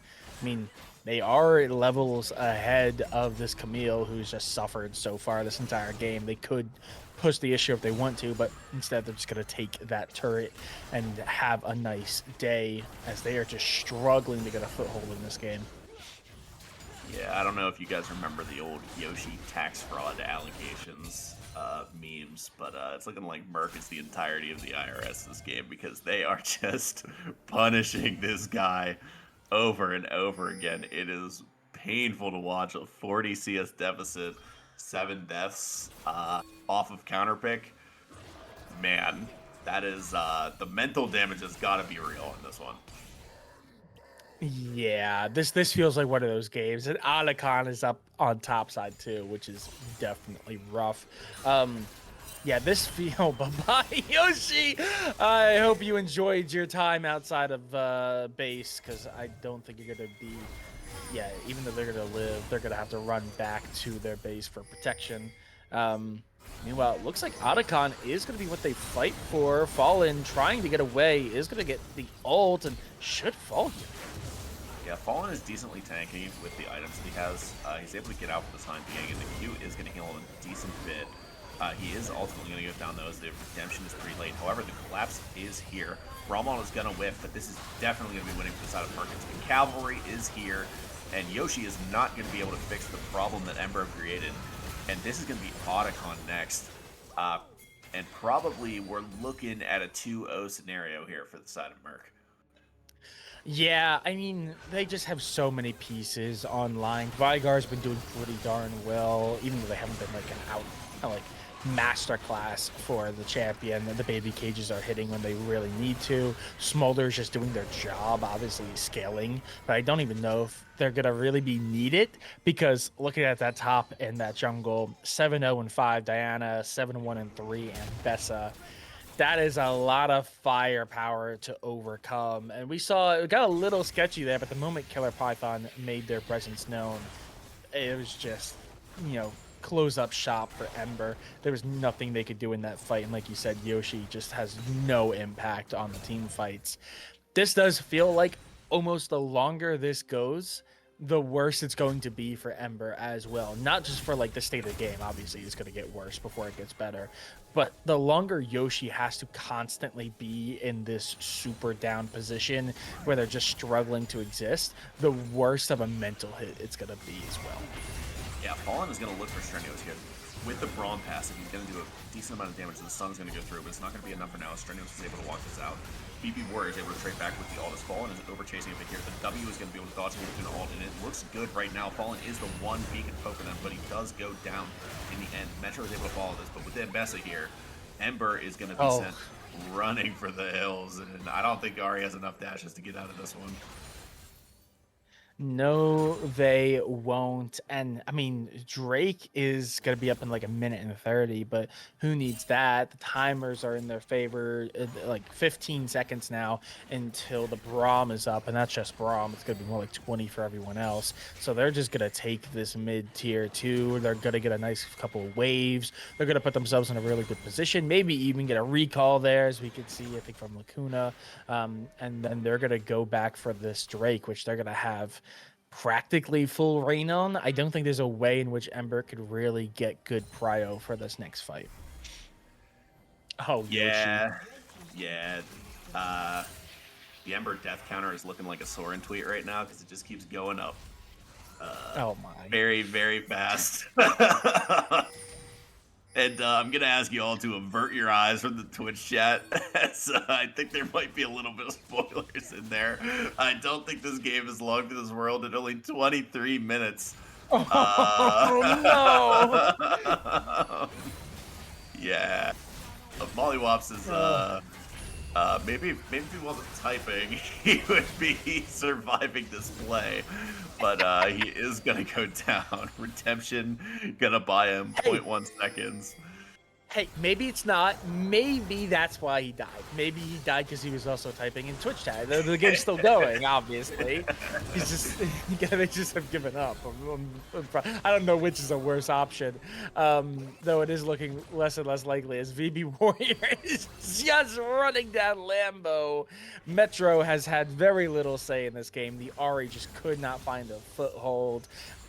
We talked about it before, but it really does feel like everything is on this Nefiri, and if Nefiri isn't invested in the fight, it's just over, as the Ari just gets outplayed with a single button of Vigar. Thank you for coming, thank you for playing, but that might just do it. Killer Python's gonna run down Yoshi. It's now a 3-level advantage. This is rough for Ember. Do something. Yeah, that's all you can tell. That's all you can tell. Giggles understaffed. He can't deal with this while he's running production at the same time. Get somebody in here to get control of this one, because it's looking like there's more than a Molly. few cards this game. Walmart Bjergsen, a little bit positive. Walmart Bjergsen had a bit of a tough one last game, but he is looking really strong this game on the Vigar, able to get that nice kill onto Metro. Molly's going to use the ult to get his ADC out, but he is going to die in the process. Yeah, this is going to be Baron, and then it's going to be an ace, and then it's going to be the game. Yeah, by the way, Molly did absolutely type in chat. Nah, I type while dead since I do it so much. I feel like that's relevant as he just dies for the 8th time this game. That is Baron.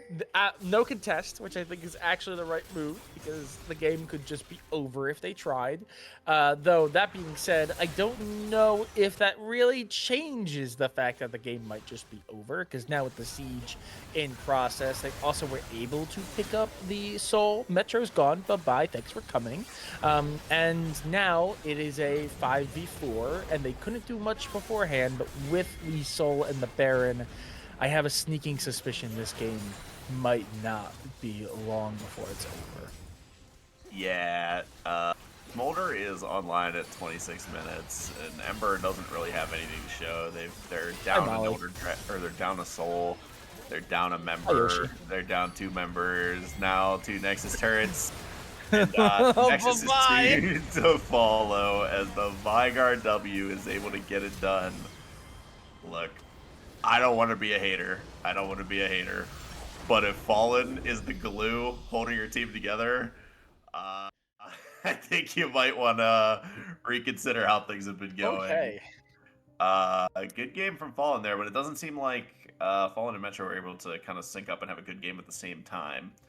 I think if that were to happen, Ember would be in a good position to win some of these games, but we're on to match point. We haven't seen it yet, so I'm hoping for it.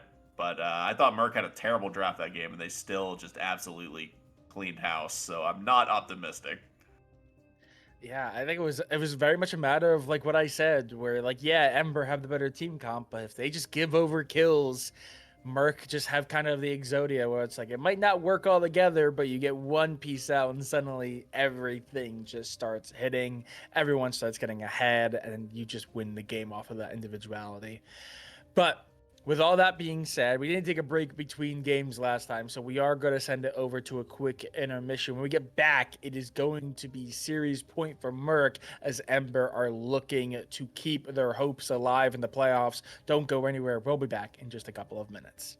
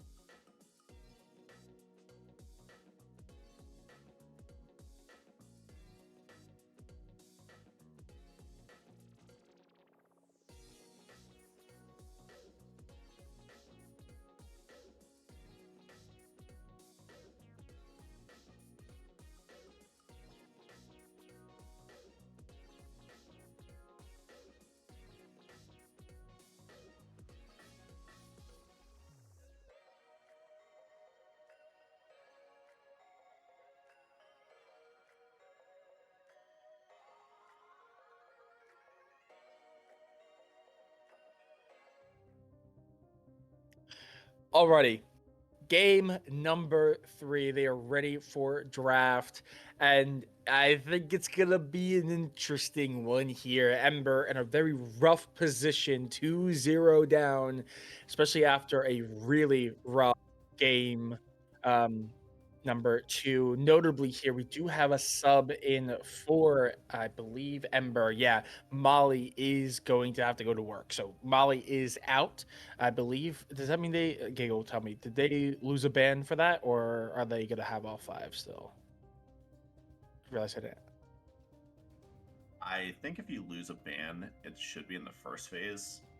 We're Okay, not then hearing yeah. anything from Gilda, so I don't know why they they banned 3 Giggle's though. lost. Yeah, It's fine. he's out. We're just watching the spectators here, I guess. Murk is gonna go with the Ash first, and the response is gonna be Zeri. I'm gonna guess that our new support plays Enchanters. Otherwise, I don't think there's much reason to pick Zeri.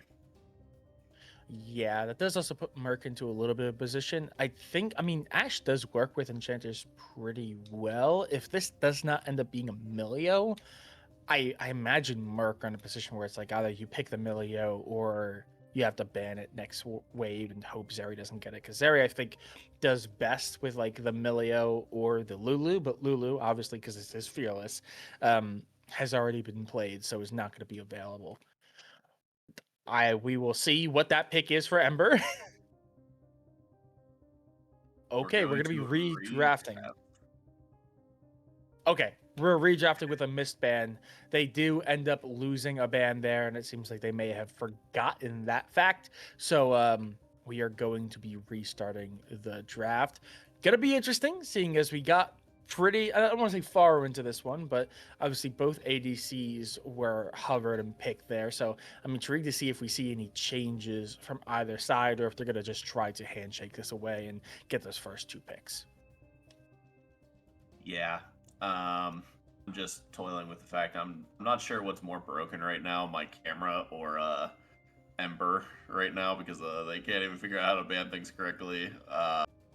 Little bit tilting there. They're still drafting. I thought they were restarting the draft. I am so confused.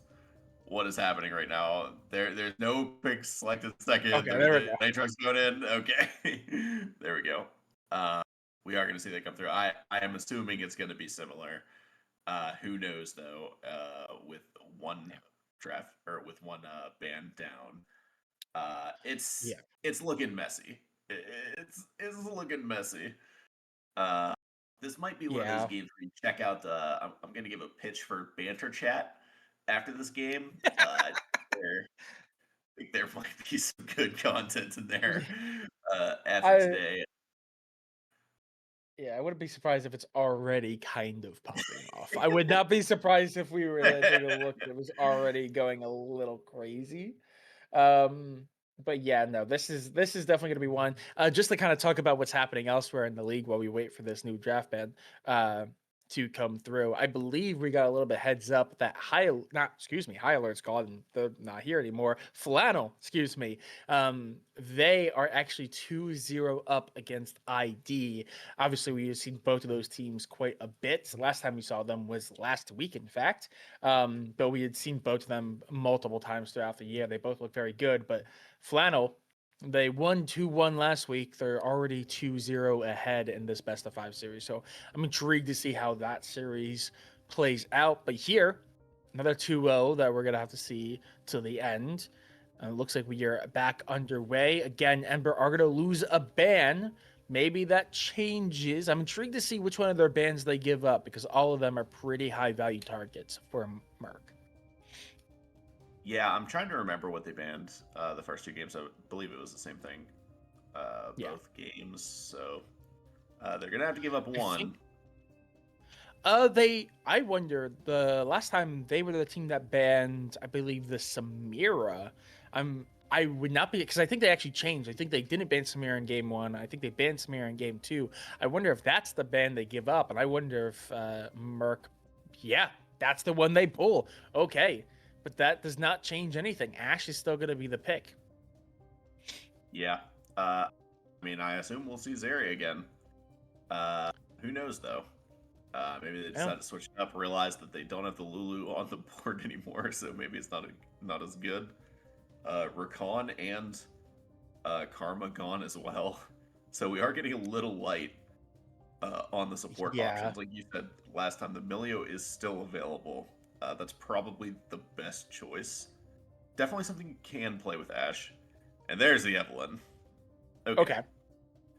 Yeah, maybe we'll Yeah. see the Wukong next. We've when we've watched Ember, we've seen them pick Wukong on 3 a lot, so if they're gonna take it out, I would guess that's where it's gonna be.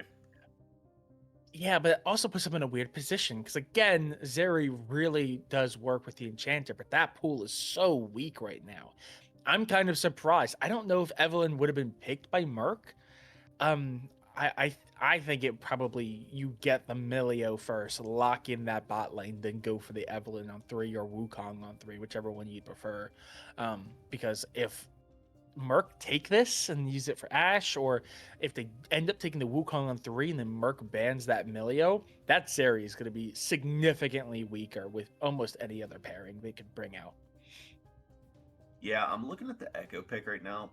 I was gonna say that that's a flex, but I can't even remember the last time I've seen Echo anywhere but jungle. I feel like is Echo mid real? I haven't seen that in years. I we Uh, we have seen Echo mid. Actually, fun fact, I can't remember who it was. I think maybe it was Metro. I think Echo was someone that we saw get pulled out by Metro in the past. I don't think they won, but I remember having the comment of like, "Oh, we're having to dig into the chat pool pretty deep here if we're seeing an Echo get pulled." And Ember actually changed it up on us, ends up not going for the Wukong. It looks like they are going to be looking for that Aatrox up on the top side, which means for the second wave of picks, they are going to be focusing on their support as well as their mid laner. We see that Zillion ban as well. That's something we've been seeing from Ember every game so far as well. yeah, so I'm a bit of a casual Aatrox Andy. Love playing this champ in bronze with my wife. And I gotta tell you, I've played this matchup top. I'm assuming it's Mundo top. It is unlosable. It is so easy from the Aatrox side of things. Like Mundo is just like a constant health pull for you. You just continuously heal off of him. It is a fantastic matchup. Uh, I am wondering if Murk is going to decide to send the Mundo jungle now that they've seen that, because Yeah. it is truly bad. And Aatrox is pretty counterable by a lot of champions. I think Malphite is like really good into him. There's a ton of choices. It would require your mid laner to be able to play Echo, which I think is a tall task. And it looks like Emperor is actually able to get the Milio. Murk is not able to sniff that one out. Uh, Maybe it has to do with the new support pool. Don't really know what they play. But honestly, Ember's comp, if they pick something with strong engage, I in the mid lane, I think their comp is salvageable. But what options are there even for that? Lissandra's gone. Like I think all they can really do is just kind of walk at them and hope Merc fights Yeah. them. Yeah, I don't know. And also, you'd be walking into a Mundo, which is not an amazing idea, quite frankly. I know you said Aatrox does win that lane, but Mundo, especially once we get to the actual team fighting meat and potato portion of the game, Mundo is just kind of a raid boss at a certain point. Um, okay, so That that's is a probably a lot. Nico.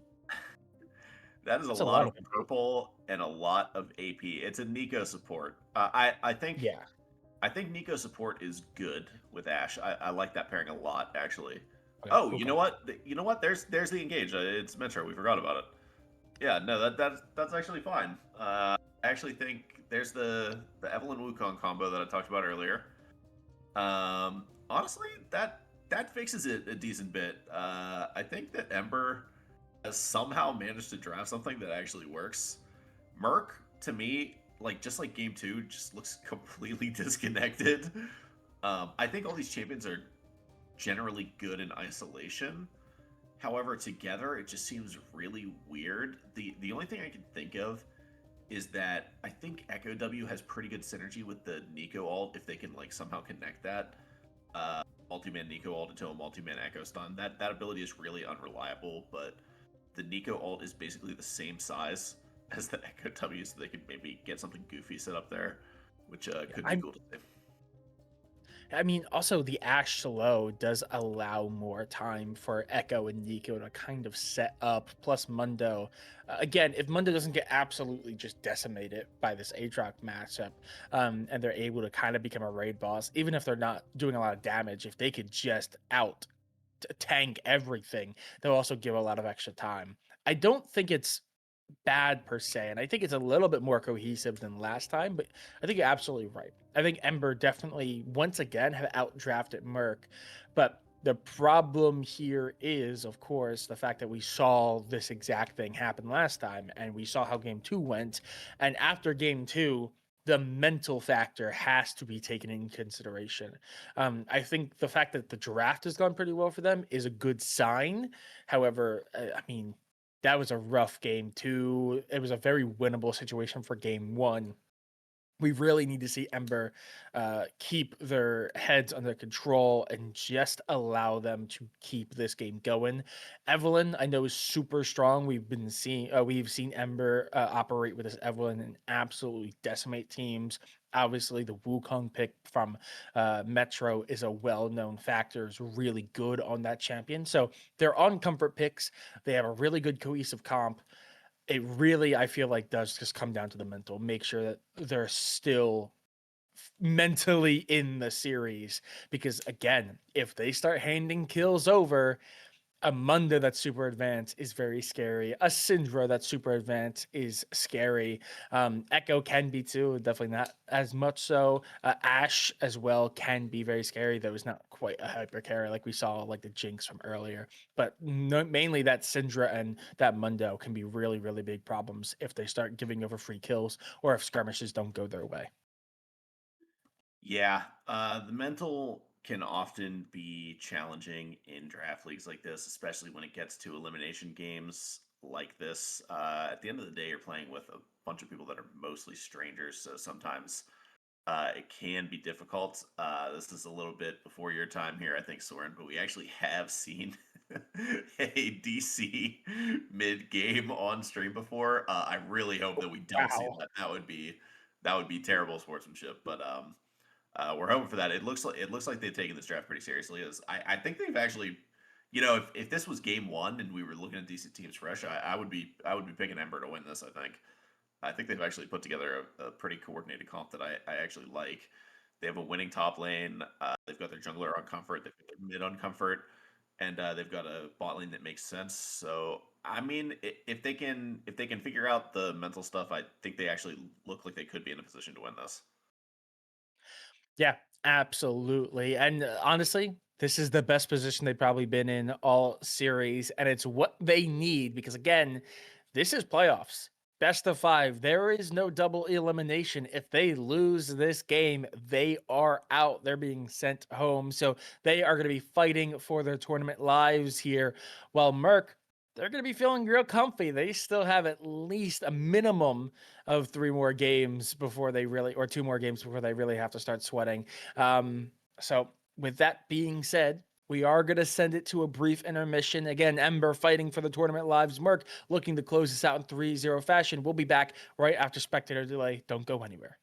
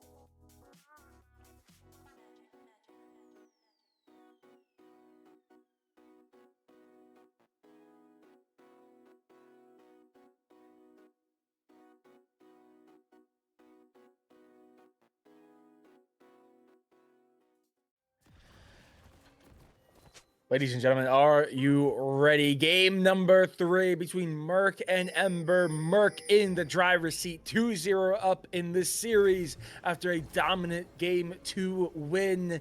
Ember back on the red side, and it does look like we are going to get 5 points across the board. We saw a little bit of trick plays come out last game, but really didn't come out to anything in the end. So both teams just got a handshake, get the 5 point. Doesn't look like this bot lane is going to play up a little far ahead, maybe get some for that bush down on bot side. But besides that, it is pretty standard across the board. Yeah, I think Murk bot lane did this last game too. It doesn't look like Ember is wise to it. Getting priority in that bush is actually pretty significant for the game if you play it right. I'm not good enough to explain why. I just had somebody that was good explain that to me one time. So there you go. Both players not afraid to scrap a little bit. No dance party for them. Gonna be decently even. I don't think either of them really care about that. Fallen is acting, but he's gonna cancel it. Okay. I know that there's at least one person in the chat very excited to see if Evelyn buys the early sweeper and then never uses it again this game. We saw that the last time. We're hoping for a Farsight this time around. Yeah, absolutely. As we see, Metro is going to go in here. Obviously, a little bit of an advantage, though it's going to be a little bit behind once the actual wave starts being a factor, as it is a range versus melee matchup, but is going to use the time that they can. And you see here, I think it's Laos who is going to be the new support on this bot lane. It's going to take a lot of damage. Trade very clearly going into favor of Murk. Strenuous continuing to put pressure from this Nico. Yeah. Honestly, the pot advantage is in the favor of Milio, so it's not too bad. Somehow, the Nico is still level 1 though, or maybe that's just a trick from the Nico clone. I never know how to cast this champ because the clone makes everything weird. But yeah, I saw some talk in the chat about how hard this lane is for Wukong, and I gotta say, I completely agree. I don't know how this is even remotely playable for Wukong, but I've said that about Metro a lot, and he seems to be making it work pretty often. A lot of trading in the bot lane as both junglers are pathing this direction. It looks like the Ashe Nico are unsurprisingly going to get the better of that one, though. Yeah. Laos is going to have to pop the pot. And same with Lambo here, just having to do what they can to survive this lane, as Killer Python in a very awkward position, very different from last game, being pushed under their turret. But like you said, this is going to be a very difficult lane for this Mundo, at least early on. Who knows what happens once kills start getting traded back and forth. But we are approaching 3 minutes, and this might be the longest stretch of time in this series in which there has not been a kill in any of the games so far. Obviously, Ember is known for being super, super aggressive, but this time it actually looks like they've slowed it down quite a bit. We haven't seen either side really be pushing for any ganks or pushing for any really aggressive pushes. So we're seeing both junglers finishing up their first clears. Looks like they're going to be fighting over Scuttle, but it is going to be taken by Fallen. Bjergsen might be in an awkward spot here. Yeah, he might be able to force a flash here. There's no way that he gets anything beyond that, though.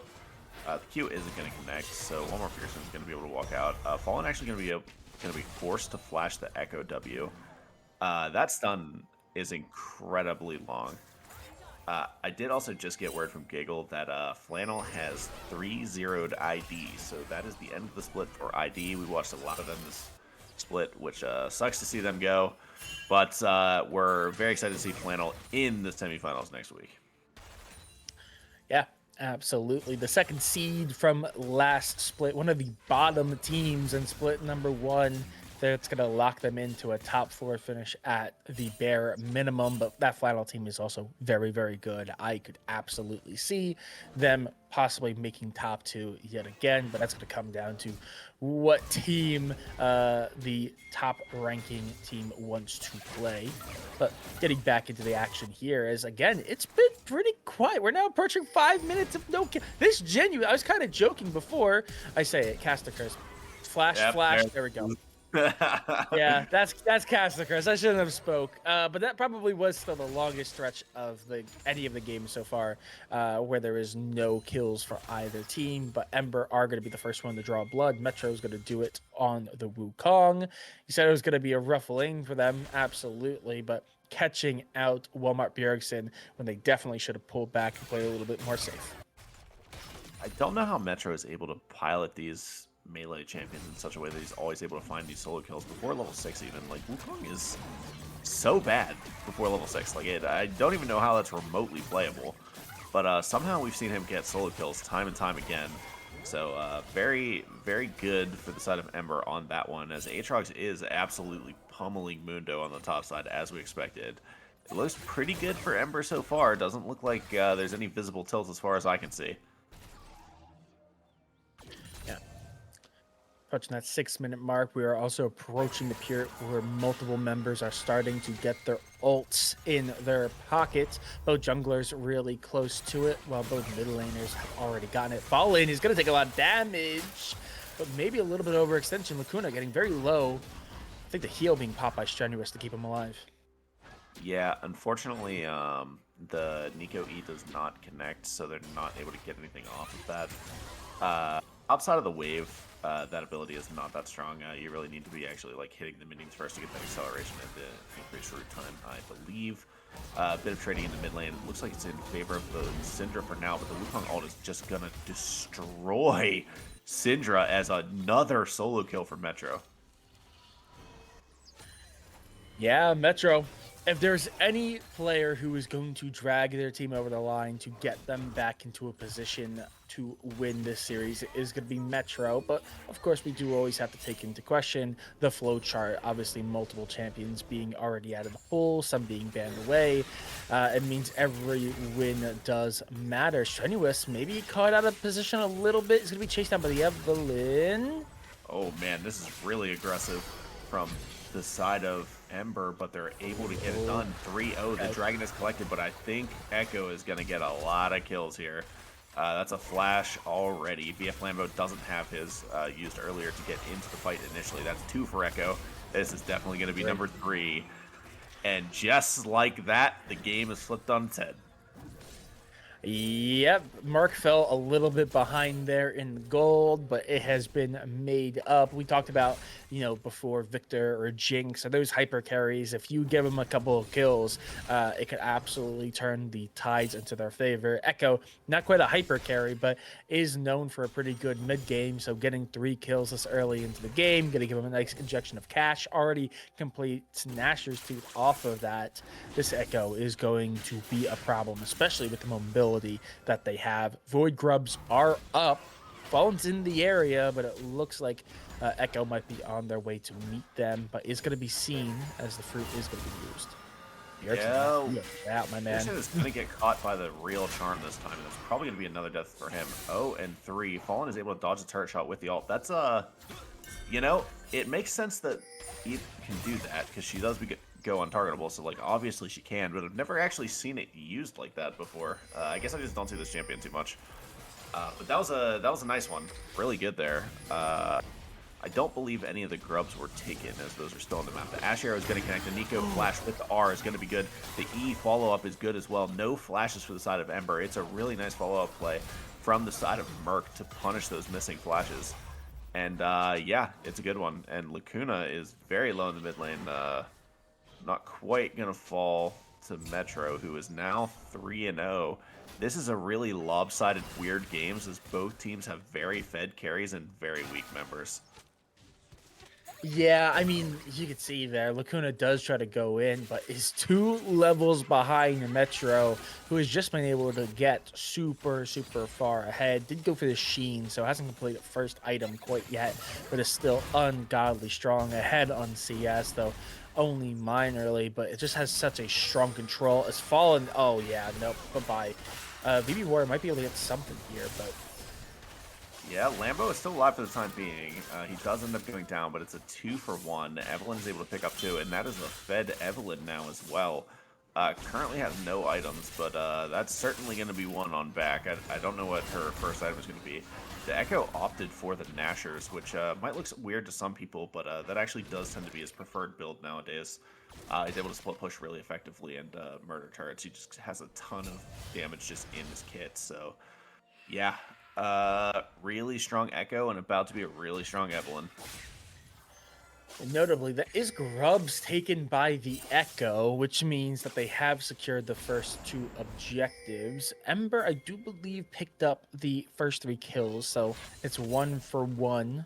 Or, excuse me, it's probably going to be 1-for-1 if Murk are able to get one more major jungle objective. So it's going to come down to turret. I think it's going to be the real decider here. As VB Warrior, oh, you are dead and you don't even know it yet. Uh-oh.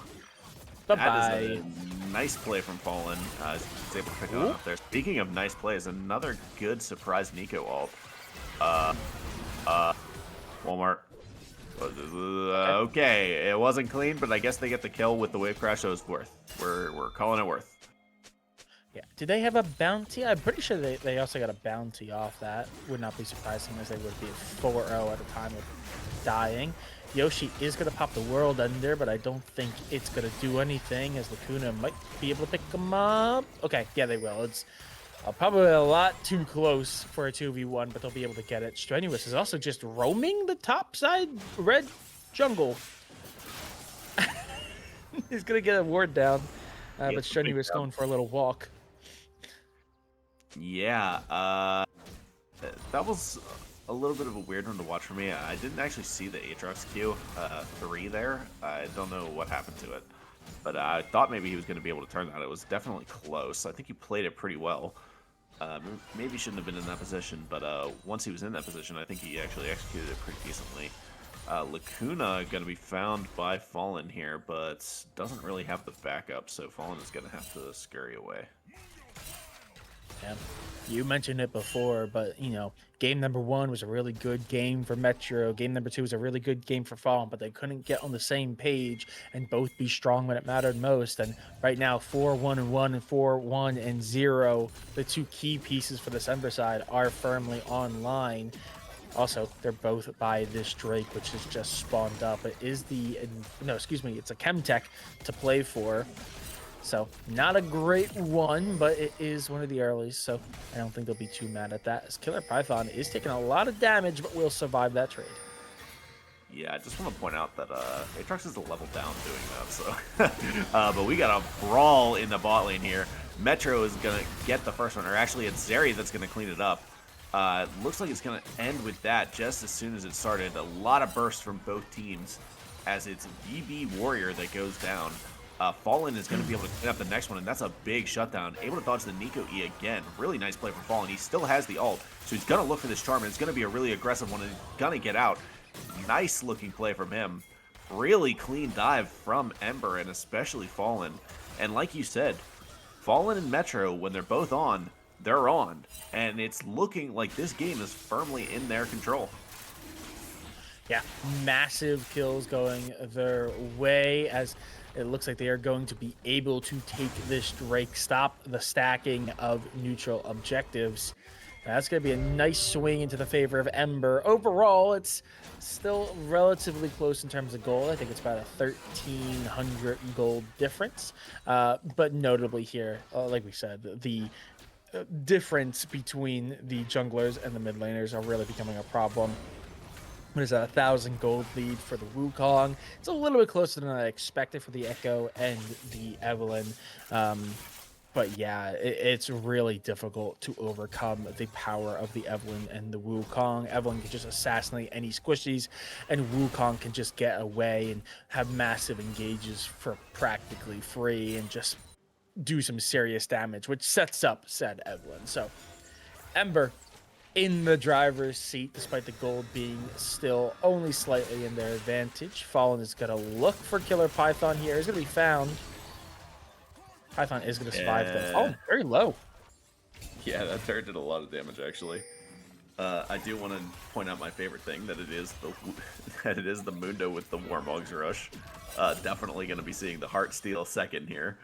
I still don't understand that. I don't remember if it's the same guy that's been continually doing that or what, but I always think it's funny to point out because it just seems so goofy to me, but who knows? Apparently I don't know what I'm talking about, so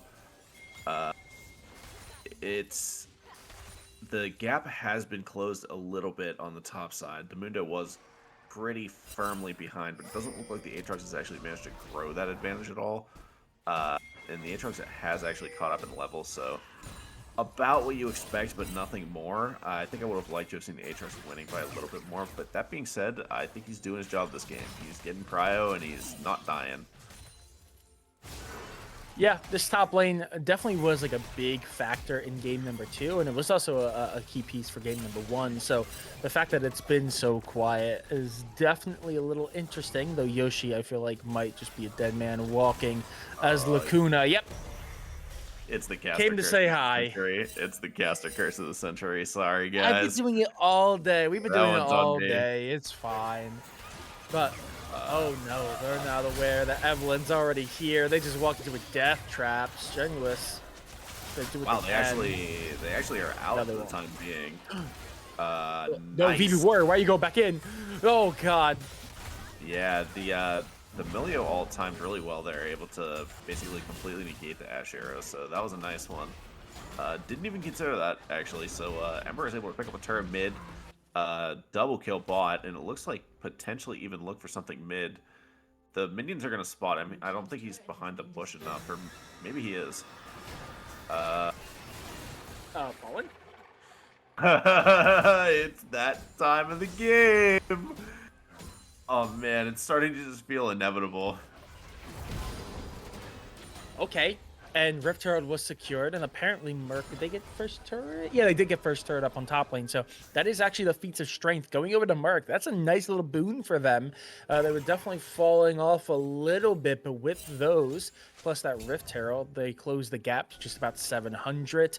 A well-placed Rift Herald can also absolutely start putting them ahead. That is a pretty good response for Murk. They just need to start finding a way of dealing with the big threats on the board, especially as they are approaching that 2-item spike, both of them. Yeah, I do want to point out that the Evelyn has not quite got the death cap yet. Whenever she does, though, that is a humongous spike in power. She scales incredibly well with AP, so that will be a big one. I would expect Ember to kind of chill out a bit until Evelyn's able to complete that. At least I hope so. And in the meantime, though, Zarya is still scaling. The Wukong hasn't managed to get any more kills yet, but he is in a very strong position, and he's just going to continue to get stronger as the game goes on. The champion is very, very strong in the late game. Very strong in late game team fights. Yeah.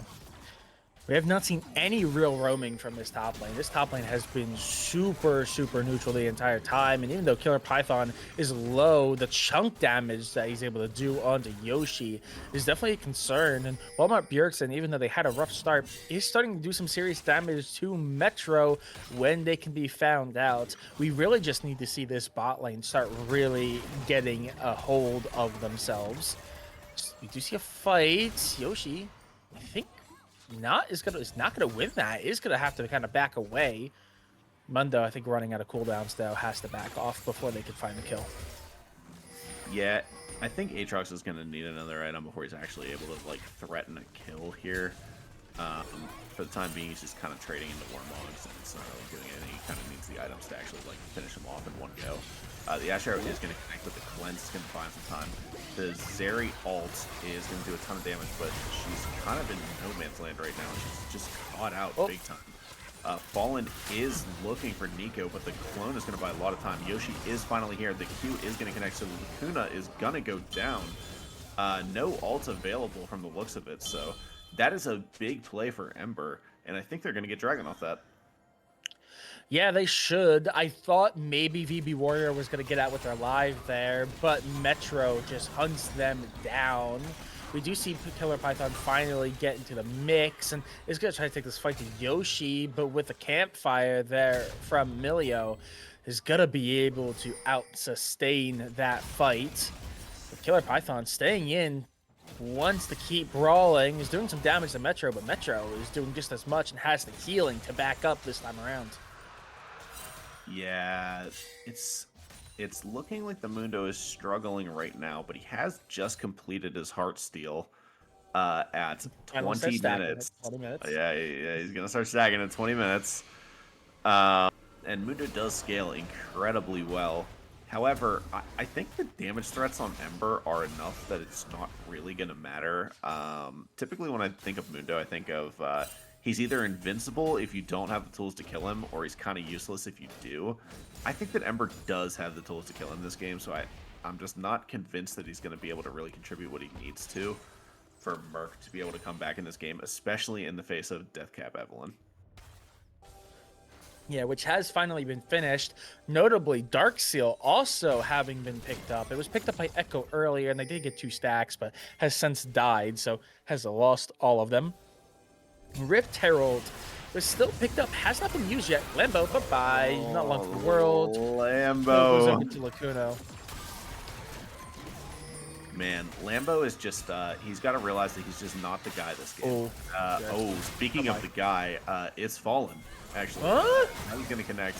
The Milio ult is going to get him out of the CC. Fallen's able to ult over the wall and buy a lot of time. Ash is firing, but it's just on Lauhu, who's able to get out for now. Metro goes into R, and BB Warrior is going to be taken down by the Evelyn, who's able to finish it off. The kills from the double carries of Ember coming through as this Wukong and Evelyn are still alive, and they're the ones that really matter. 9-2 and 5, 6-1 and 4. They just have not been dealt with at all from Murk, and even when they try, it's pretty futile as they just get eliminated. We do see here, Killer Python was very low before, but the healing, I think, from the Warmogs is just insane, as Yoshi now on the back foot. This Nico is holding off the Otacon push. Yeah, I don't know how this is as close as it is. The Otacon is going to go down, and the Nico is able to buy some time with the He's going to connect. That's a nice little shot, especially after the pickup of Yoshi is going to solo kill in the top lane. And once again, got another bear. And even though you might be thinking Ember is way lead this kill count old, it's close. Like, I don't know where else it's coming from the side of Murk, but Ember has this dragon advantage now. They have this icon, but they've managed to put together, it looks like 2.5k gold lead. Yeah. Oh, VB Warrior, why would you do that? Sure, you get the turret, but you're just dead man walking. And I think we're actually seeing a bit of a flip because last time around we were like, oh yeah, there's big threats on the bird from Murk, but Ember is still in it, but it's all in Fallen. And now there's a lot of threats on the side of Ember. Murk is still in it, but a lot of it's on Lacuna, this Echo who's 5-3-3. I think the rest of the team is pretty weak. I mean, poor Ash has had no impact. They're already at 2-8-3, and we're not even 25 minutes in the game. Man, Warrior. Metro is a little caught here, but he is Wukong, so he might actually be able to get out of this. The Mundo is really fast, though. The Syndra E is not going to quite connect with the Syndra, or the Nico E is not going to connect with the Syndra E is. And that's going to be enough. That's kind of a bit of an oopsie. The Dragon is up in 120, so the Wukong is going to be back in time, so I think it's not too bad. And yes, to anyone who was paying attention, I absolutely did not see that the very weak VB Warrior was in fact strenuous being a clone. I did also fall for it there. I was so confused why VB Warrior was so weak and yet running down a Wukong. It's because it was a full health Nico. They're going to do a little bit of chip damage to that bot turret, but in the end, everyone's going to make their presence known down there and deter them away. Like you said, next strike is up. It's going to be about 40 seconds until we do see Yoshi and Killer Python going for this fight. If Killer Python can get this kill, and it looks like they might do so, World Under is popped, but if they can find that kill before this fight, then TP down. I know TP's on cooldown for them, but that would be a massive boon for this Murk side. Yeah, Yoshi has got to get back to base so he can TP back in. I'm surprised the Mundo is letting him back here. I think he should probably just chase him down, but Aatrox is going to be able to get his back off, and it is the Cyclo Sword second. Hold up, we have a bit of an engaged mid lane. Zerial goes down, but it's not going to be enough. The Echo is just going to absolutely one-shot her. Man, somebody tell these ADCs to play safe. Holy moly. The Evelyn is able to get one, able to dodge a lot. The full-man ult from Metro is going to do it. That is going to be a huge play, but is it enough? Wowhoo is down to Lacuna, and Metro and Yoshi are looking for Killer Python, and he is next on the chopping block. Lacuna is... Wait, Lacuna is running away. Sorry, I'm losing it on the map. But I think that's going to be what Ember needs to get this drag, and that's going to be third. Yeah, Yoshi cleans up Lacuna as well, and this is going to be an Ember drag. Yeah, that's also going to be sole point for them. That was a massive play from Yoshi. The pullback. I mean, Lacuna tries to get over the wall, but gets yoinked back to it, and then there's just their life.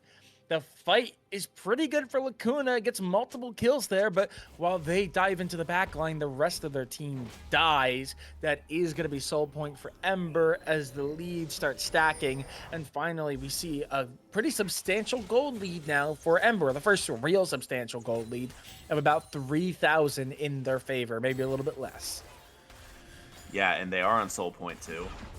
Also, I'm just going to have to apologize to everyone in advance. We are going to continue to fall for the Nico climb. I'm going to fall for it every single time. It's just going to happen. It's how it is.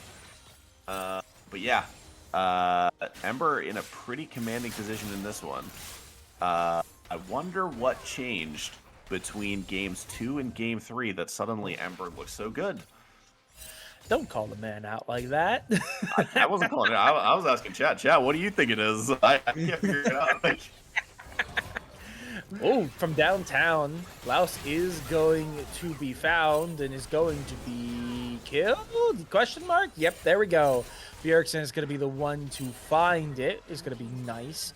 Don't worry, chat. VB Warrior is about to hit their power spike. So with that being said, I believe Baron is up, and it looks like it's going to be started here. Yoshi's in the area and is going to spot it, but Metro is just side laning here and is going to do a lot of damage to the turret.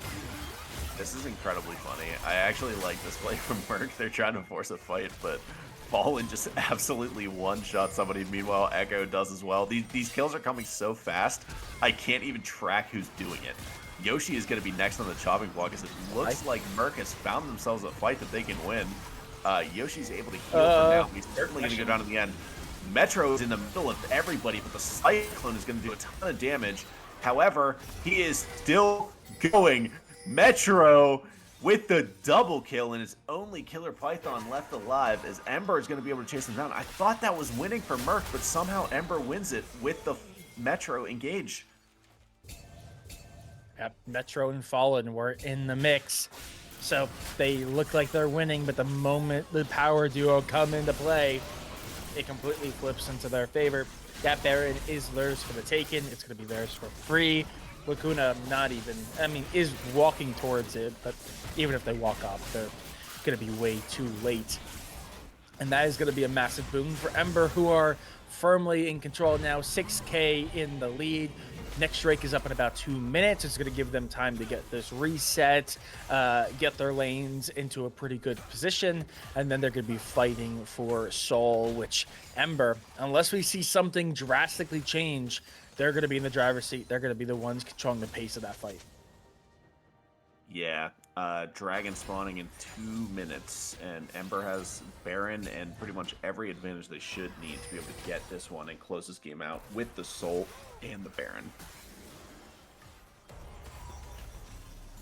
Alrighty, Metro is just going to walk into the jungle, is going to be able to get out of that Nico ultimate. Lacuna having to invest the ult to stay alive, but Metro's going to fall. The Blast Plant Betrayal at the end. Fallen does so much damage as he just one-shots their whole team. It's 3-1, even with Metro making a bit of an oopsie there. Alrighty. Yeah, that is just going to be Drake as well. A minute left on the timer, but Lacuna and Bjergsen are going to be super late to the party. Plus, mid-tier 1's going to fall. Killer Python being pushed under their turret. Everything is just going the way of Ember here. It's a drastically different story from game 2 to game number 3. Especially with this Baron still in play. The siege is just so strong. Mid-tier 3 is gone. Fallen just doing so much. The Nico ult invested finds nothing. Yeah, they're going to be able to get VF Lambo here, I think. Yeah, Mundo should be able to clean this one up. But they are able to trade one back. Fallen is taking a lot of damage here. It looks like he doesn't have R. This is actually pretty bad. Killer Python is healing like crazy. Level 17 Mundo is no joke. Aatrox is forced to TP in, but he has no HP. This is a disaster for Ember. What are they doing? The dragon spawns in 15 seconds, and they are just all dying. Metro's going to be able to get at least one, probably two here, but he's going to go down too. Oh my god, it's a complete throw. This is terrible. Walmart Bjergsen is probably even going to be able to find the stun here. Oh my god, that's awful. Yeah, and that's Drake. It is also Cloud Soul, which is really good for both ADCs. Haven't really discussed on that, but that is actually going to help put VB Warrior back into a pretty good spot. I think they also got a kill there, so they'll get a little bit of cash as well. But yeah, no, that was not great, and that closes the gold gap a little bit. It's still not drastic, but it at least closes it down to about 4,000 to 5,000 as opposed to 6,000 to 8,000 that it was just a moment ago. Yeah, it is really weird though, because that was kind of their best timer. Now they're gonna have to wait 5 more minutes for another dragon, and you know who knows what's gonna happen in that amount of time. I mean, Mundo is getting really tanky, and he doesn't even have his third item yet. You saw how strong he was there. So he has a bit of a garage sale right now. I'm assuming that's going to be the Titanic Hydra. That's definitely going to be a big one. Speaking of a big one, Fallen is not going to be able to find a kill onto Walmart Pearson here. The Zarya is going to E over the wall, which is super dangerous, but goes unpunished for that. A little bit lucky there. Fallen is able to heal up a lot in the meantime. He is still hunting the Syndra, but I don't think he's going to be able to find her. Yoshi, I think, spots him there. Lacuna has to get away. Was the super forward member of this Murk side, but again, really good in the mid game. Not known for being super strong late, and it's definitely being felt here as they're now 8-7-7. Still have an impact, but man, the survivability is just not there. As Killer Python just gonna run down the support. Lambo having got the ult. Yeah, he's just running at them. Lacuna is in a really weird position, though. The fight from Ember looks like it's going to certainly be winning. Nico actually able to buy a lot of space there, which is going to buy a little bit of time, but I think this is going to be the end. Looks like Ember might still have some life left. Yeah, absolutely. That is almost certainly going to be game. And to say they have life left might be an understatement there, as they look pretty darn dominant as they take game number 3, 42 kills. About an 8K gold lead in their favor. That is a massive win and might just be the momentum shift that this team needs to get themselves into the next round of the playoffs. I got a big congratulations in order. Congrats on your first ever LFA playoff win, Mollywops. He wasn't in the game. I know, Soren. I know. That's the joke. Yeah. I didn't know that. I didn't know that. It's so rough. Oh man. Yeah, Ember made some big changes in the locker room from game 2 to game 3. They're able to give us a series here. But I am incredibly concerned what they have left in store, because that was some of the ace champions for Ember. We don't have the Evelyn left. We don't have the Wukong left, which honestly both of them played excellently that game. Everybody kind of did their job that game, I think. Both ADCs got caught out a few times, but hey, it's Draft League. You know, sometimes that's how it goes. I do think that Murk got punished for their comp pretty hard there. I thought it was really bad. I will say, we were worried about Ember's mental, but you know what crushes mental? Losing to the team that's typing in Twitch chat about how broken their mental is. That might actually be worse. But it's a battle. It's a battle of the broken mentals. This could be awkward. Yeah, I mean, the obviously other game in the split right now did end up going 3-0, and last time I think we didn't see anything go past 3 games until maybe the finals of last year. Not last year, last split, excuse me. So the fact that we're already getting a game number 4 is very nice.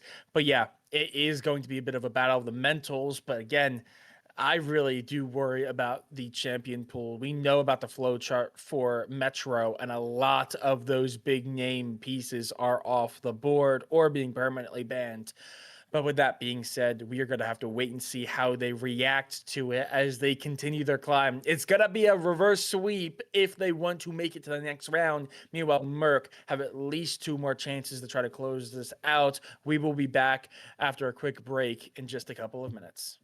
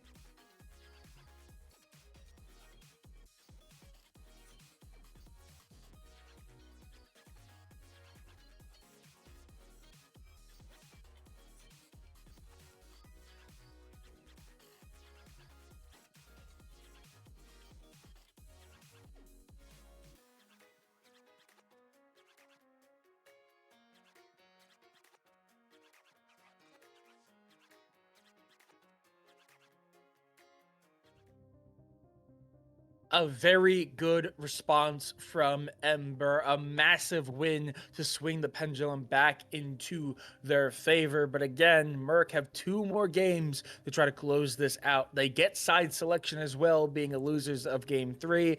They are going back onto that red side to get that final counter pick, which I think might be important here at ADHD, because I know we talked about it a little bit off stream there, also a little bit towards the end of game 3, but the champion pool for both Metro and Fallen is becoming a serious question. It's a very good game 3, but can they have the depth of a pool to actually get themselves over the line for the reverse sweep? I'm laughing because I saw the Ambessa, but I remembered they still get the no ban. Another advantage of Fearless is these no ban games can get through a little quicker because you can just ban one of the champs that's already been played. I am incredibly excited to see what Ember picks here. We were talking a little bit in the brief intermission, and I think Metro has Renekton. Uh, Yeah, yeah, I think he maybe I shouldn't spoil it. We'll see. Murk might be listening. I suspect Ember is definitely listening based on what we heard earlier. So I'll hold that back. We have seen Tristana banned at least once this series. So Ember is going to lock that in early. I think that's a good pick. Both ADCs really struggled to play safe last game, so Tristana is going to help alleviate that a little bit, hopefully. Although I doubt there's going to be so many assassins this next game because most of them got played last game. yeah, absolutely. Tristana is a pretty valuable pick, typically seen in response to the Jinx, but this could be the B1 selection this time. And it looks like Sivir is going to be the response from Merc. I don't know how I feel about that. Obviously, we did see VB Warrior do pretty good on the more hyperscaly, ADCs in the past, especially like say on that Jinx, excuse me. But obviously on the Ashe, it looked fine, but Ashe is just not as big of a carry as many of the other ADCs. She feels a little bit more support-like, and I feel Sivir is in a very similar mold. However, I do know the Sivir and Zillion combination is pretty darn good, so that might be a pretty good response. I didn't even think about it. Zillion has been one of the big bans from Ember, so the fact that they picked that early definitely gives a bit of their hand away. So, a little bit of story time here. Those of you in the chat that are familiar with me playing in this league, I want you to think about my mechanics for a second, right? Okay, you've got that in your head. It's not great, right? I hit Emerald playing Sivir. This champ is so good and so easy. Even me, with no experience, ADC at all, can hit Emerald playing it. Like this champ is so insanely strong. It's unbelievable that more people don't pick it. I think it's just because she's boring. I think this champ is so strong, and I think Zillion. I don't think Zillion is so strong. If it's support, if it's mid, maybe. If it's support, it feels like they're kind of over-indexing on the movement speed a little bit. I believe movement speed does stack. It's slows that don't stack, so you can just get like super zooms, I guess. But with the Shyvana, I kind of like it actually. I think Shyvana is a pretty decent champ. She's just kind of one of those champs that gets permakited. I think that the Leandri's slash Shojin build is really good. If you have all these movement speed buffs, you can even go for the more AD Bruisery build if you want, which is nice. We did forget about Kane though. That's a real champ for Fallen, and Silas. I think is not a champ we've seen Metro play before, but it is a good one that seems like he would be good at it. So I'm here for the vibes. That being said, Shyvana ult has got to be terrible on Silas. Zillion ult is fantastic, and Sivir seems like eh. Yeah, So it seems a little premature, but we'll see what Merc picks here. a singed ban as Ember look to heavily target this top side. Singe and Scion are not going to be able to be played. Plus Yorick, a ban from Merc. Yeah, Silas is another ban that we've been seeing a lot in the second wave. Same with Zillion. So both teams foregoing one of those. Or not, I guess not foregoing, but picking one of them before they can get banned away. That is going to be a Zillion in the mid as Nautilus is going to be picked up. So Sivir not bot lane paired with a Zillion. means Shyvana is almost certainly going to be in jungle, which means it's just going to be this top side, and they're going to have counter pick, which we saw how insane that this top side can be. Yoshi definitely had a rough game too, but game three, Python just was never able to really get a foothold in their matchup. So with final pick, maybe they'll have a little bit better luck. Mordekaiser, though, I think is a very good response to that. Just does pretty well in most circumstances. Soren, I want you to take a second and look at the left side of our screen right now at this Ember comp and think to yourself, does this look like an Ember comp? Because to me, it absolutely does. This looks like Yeah, a skirmish heavy comp with enough engage tools to get the job done. I think it looks pretty solid to me. And Murk has even been kind enough to donate them a Nautilus ult. I like the Nautilus pick here for Murk, but it feels weird to just give Silas that one for free because they kind of had him checkmated a little bit. It didn't really have anything good, but Nautilus ult is fantastic. That's a really good one. But he is going to have some limited options as the rest of them are not that fantastic. Set into Mordekaiser feels like it should be set favored, but that one seems close to me. I wouldn't bet on a lot of champs to beat Mordekaiser in the pit, but if there is one champ that's known for winning in the pit, I would say it's Set. Lore accurate, so we'll see how that one goes. yeah, that one's definitely a bit of a question mark. I think that one might be a little bit more of a skill matchup, but you're absolutely right. Once you get into that domain, who knows how that plays out, especially if you could time it well and get the circumstances to be in Mordekaiser's favor. It might not really matter who has the favored side there. But you're absolutely right. Ember, very skirmishy, very attack heavy. Kane is obviously going to want to gank pretty aggressively. Rel is really good on the engage. Tristana on the go in. Silas doing a little bit of everything because he can steal anyone's ult. So, does a little bit of anything depending on what he needs and what the opponents have. Murk's is also pretty good. I actually think this is probably I don't want to say it's the best draft because I think we've seen better drafts. Obviously, that Murk game one comp was really good. And I think Embers in the last two have been really, really solid. I don't think either of these teams are outright like better, but I think both of these compositions fit the team's identity very well. I think Merc also is pretty good here. It's a little bit more team fight heavy, a little bit more built around cohesion, which we haven't seen too much from Merck in that regard in games 2 and 3, but it worked out very well for them in game number 1. So I like both these compositions a lot. I'm a little worried about the Shyvana. I feel like every time I see Shyvana, especially in team play settings, she either does really really good or she's absolutely useless. Very similar to what I think about Nocturne picks, for instance. But yeah, I'm a little worried about the Shyvana, but besides that, I like both compositions a lot. Yeah, I see about 30 people in chat right now, plus you, me, and Giggle. I think about 33 people are about to find out if Zillion is good or bad. Because I don't think when was the last time any of you saw Zillion mid? I mean, it's Uh, been years. It's been years. Do you remember when FlyQuest picked it in Game 5 of like the finals? I think yeah, that was 2 years ago. I literally think that might be the last time I saw it. Um, I believe we saw it maybe once or twice in a previous LFA split, but it's been very, very rare. Because I remember at one point questioning why I was seeing it. Because again, like you said, it was the last time you've seen a Zillion, not particularly known to be really strong. So I remember in the past being like, why are we drafting this? oh yeah, Um, I did just realize it is Walmart Bjergsen. Bjergsen picking the Zillion. Maybe that's the yep. that's the call out. That's the call out we needed. The signature champ. I do think that Zillion is actually great in this comp, though, for what it's worth. Set and Shyvana, both champions that are known for their lack of mobility, and people think it's the Zillion R that's broken. Nah, it's the E. That thing is so good, Yeah. especially with these kind of immobile bruisery champions. So, if they can play it, I think I like it. Yeah.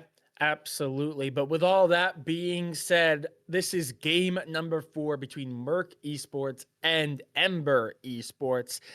They have brought us to a game number 4, but Ember are going to have to take it to game 5 if they win a chance into the next round of playoffs. While Murk are looking to close this out here after a rough game 3. We are going to send it over to a quick break to let Spectator do its thing. And when we get back, we will see these two teams duke it out on the Rift. Don't go anywhere.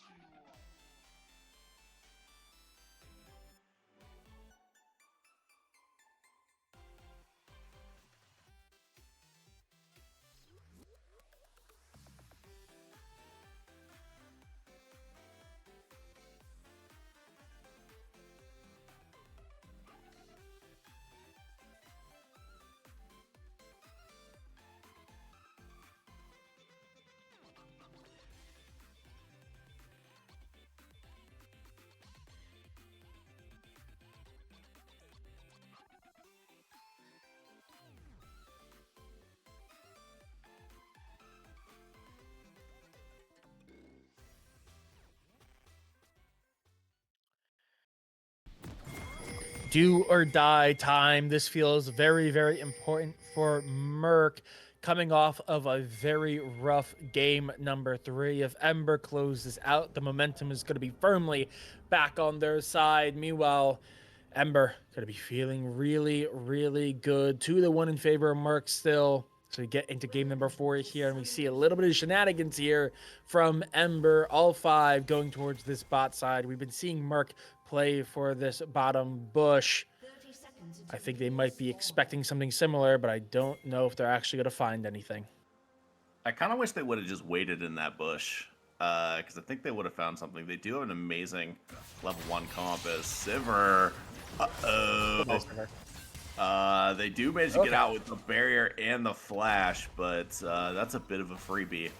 Fallen, I'm begging you, start topside. Oh, start topside, please. Her flash is gone.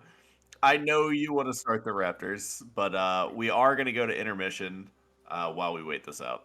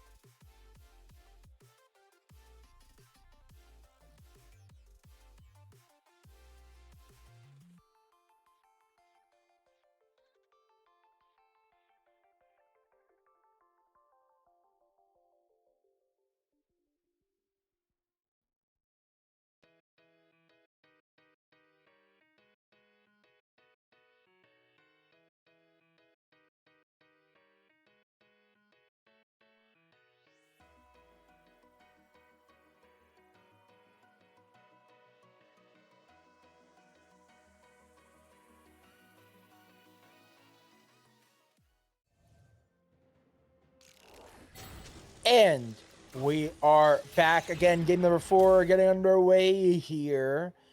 I expect maybe a temporary pause. Yep, speak into existence. This is pretty normal for spectator client. Just a small indie development company. Don't worry, guys. It's all natural. But we did see a little bit of that skirmish down on the bot side. Sivir was able to get out without too much trouble, flashing over that wall. And now we're seeing the waves start to crash into each other. Clears begin for the junglers, both starting on the top side of the map. So we're going to be looking down towards that bottom side first. Yeah, Metro gonna immediately try to trade onto the Zillion. He sees the Q on the wave, knows the Zillion has nothing left, and he is just gonna go to town on Mark Pearson here. Zillion not really able to do anything except retaliate with those horrible, horrible auto attacks. But I am thrilled to see that Fallen has indeed started on the top side, pathing towards the Flashless Sivir. But hold on, top lane is getting really messy. Scrapping already in the bot lane as well. I don't think we're making it to 5 minutes this time without seeing a kill. Yoshi is really low. Instead is going to flash E. Oh my god, it's a disaster. But trading in a bot lane as well. It looks like Sivir is getting the better of it for now as the Nautilus hook is getting connected. Tristana is going to be forced to jump in. What was that? That was insane! Oh my god. Okay, so they didn't die. But this is a complete disaster for Ember. They are totally stuck now. Sivir is never going to let them back, and they're going to be stuck on this HP forever. They're going to have to give up a wave here at some point. Yeah, I mean, we said that this is a far more skirmishy team composition coming out from Ember. What did you expect? We already had a kill at like the 2-minute and 20-second mark as opposed to the practically 5.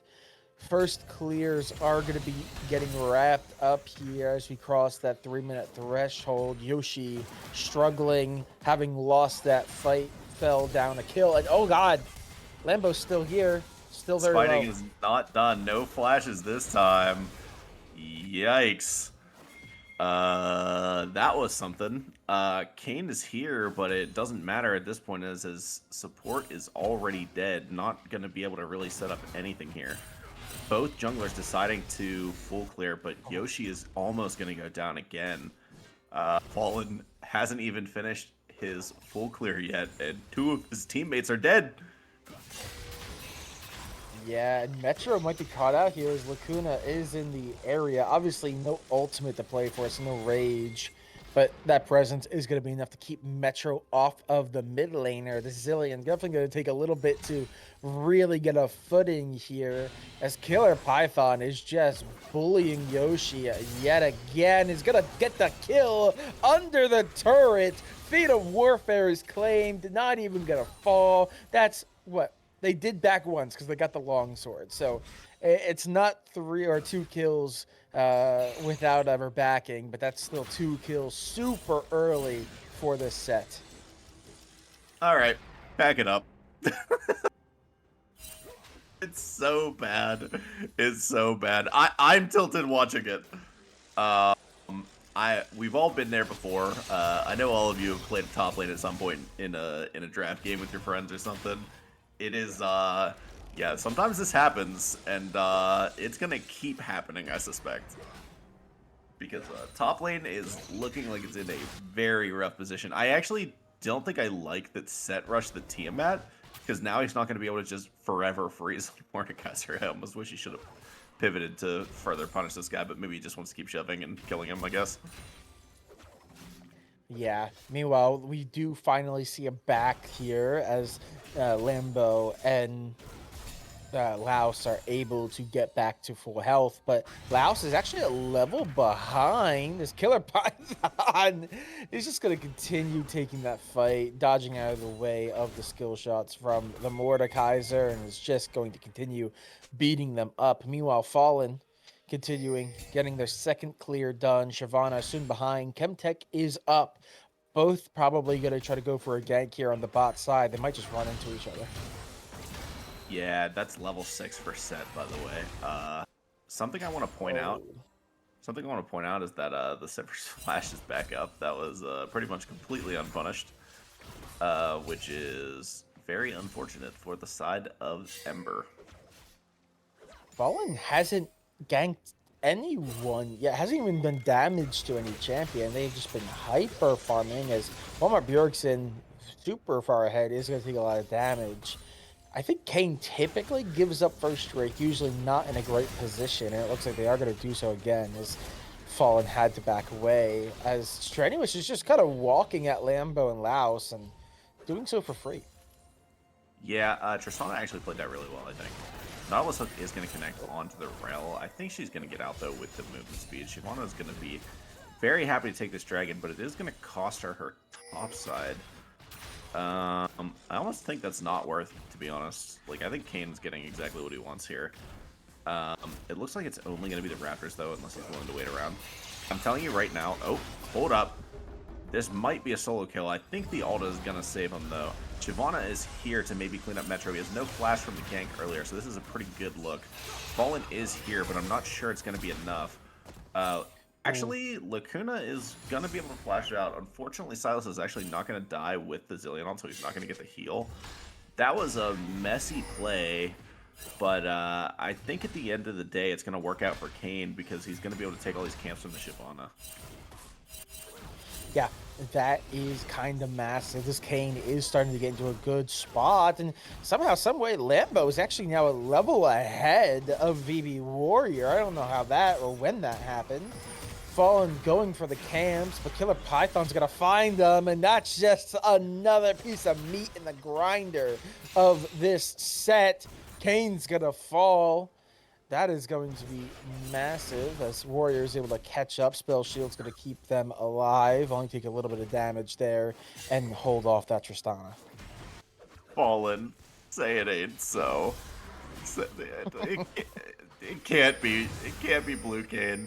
There's a set, a Shyvana, and a Nautilus. It can't be Blue Kane. Please, I'm begging you. Refund the Dirk. Buy the... whatever it is. Does Red Kane buy lethality now? Maybe he does. That's sometimes a thing. I'm not sure. I could check.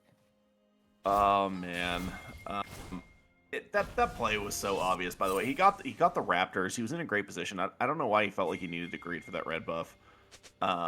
Yoshi, unless he's so tilted he muted, he should have been able to warn him that the Mordekaiser was walking. It does look like Fallen is able to pick up at least one of these grubs. We'll see if he's able to get another one. Metro is buying a lot of space for him, so he's able to pick up 2 of those, which is nice. You definitely don't want Set to have those, so that is pretty good. He's able to pick up a little bit of a stack for the useless Red Kane. Not going to use that from the set, but yeah, he's going to be back clearing his own camps as this last grub is likely going to be claimed by the Shyvana.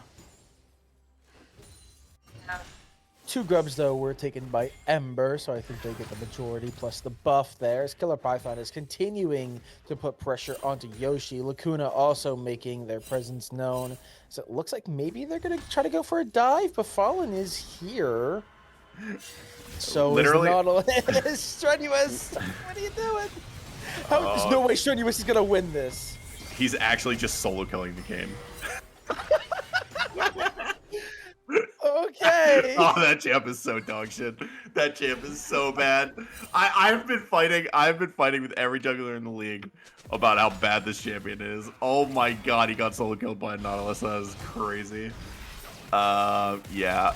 This is gonna be close actually. Set almost dies there. The W is gonna save him.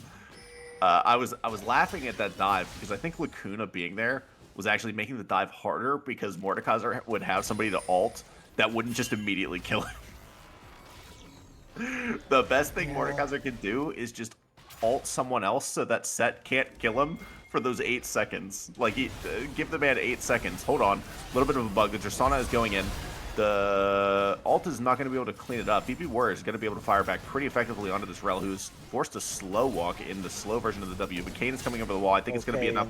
The Rel Q is not going to get it. We'll see what Nautilus the Slayer is going to get done. There's one more for the count. Yeah, Tristana's going to jump in and just barely manage to clean it up. That was too close for a 3v2. Yeah, I will say notably, this is the correct build for this Kayn with a Dark Harvest. Notably, though, I do think these are blue Kayn wins. So I think this is still blue Kayn. Oh, wow. Lambo barely getting out with our life. Coming in at the very final moment. We do see TP back in from Strenuous. Maybe we'll be able to catch out Metro here, though was seen on the ward. Oh, Strenuous. Oh my god, both supporters. Oh no, everything goes wide. Yeah. This is looking pretty good for Murk so far, I must say. Set with the completed Stride Breaker is just gonna kill everyone, I think. I think objectives are not really on the table for Ember as long as Set has his TP, which is not right now. So if Ember is going to look for a play, I think maybe this is the best chance they're going to get. With this Tristana on an item advantage over the Sivir, I actually think they should try and fight this.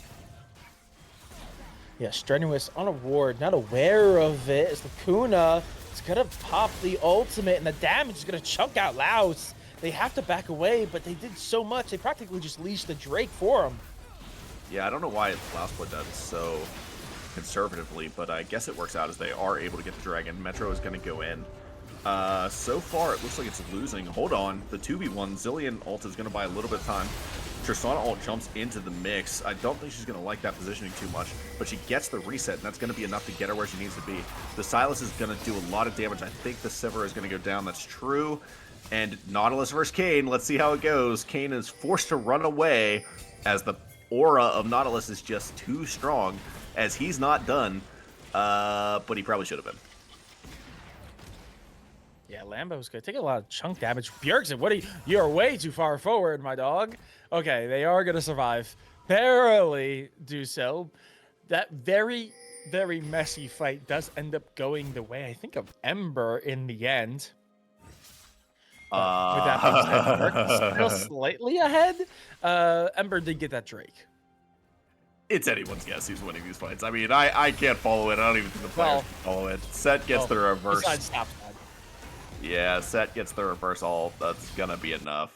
Mordekaiser is down again. Oh, God. It's almost a 2,000 gold difference between the Set and the Mordekaiser. That's rough. Servana's a little bit ahead there. It's about that's a little less than like 500 in favor of the Sylas, as there's a fight here. Strenuous is just out tanking everything. Yeah, this looks like it's going to be a pretty easy win for Murk as they're able to bait them into the 2v2 play. It actually ends up being a 3v2. The revive is going to buy a little bit of time, but that's all it's going to do is just buy time. The Shyvana is on her spike of the Spear of Shojin, which is nice. You'll notice the spell pen boots as well. I'm hoping that we see the Groove's Wounds item next. Shyvana is an amazing applicator of that item.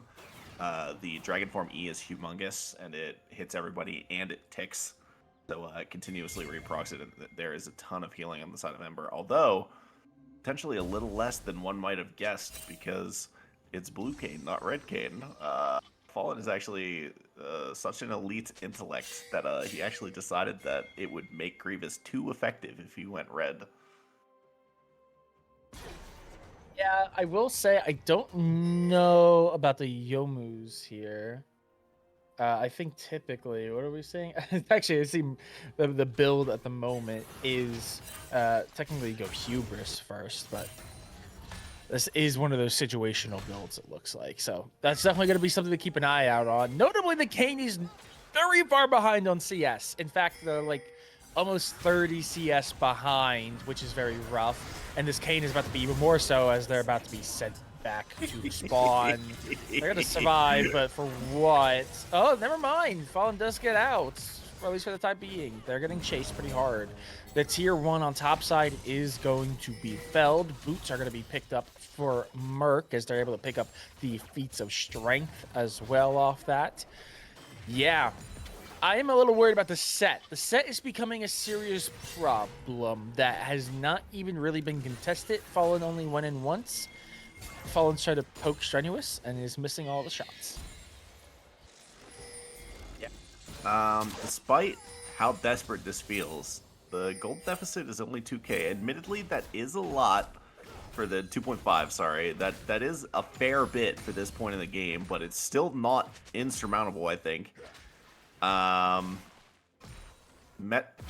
It looks like Metro is pretty behind, though, which is unfortunate because I think every game that Ember has looked even remotely playable in has been Metro ahead. So with him behind, somebody else is going to have to pick up the slack, and I don't think it's going to be Yoshi.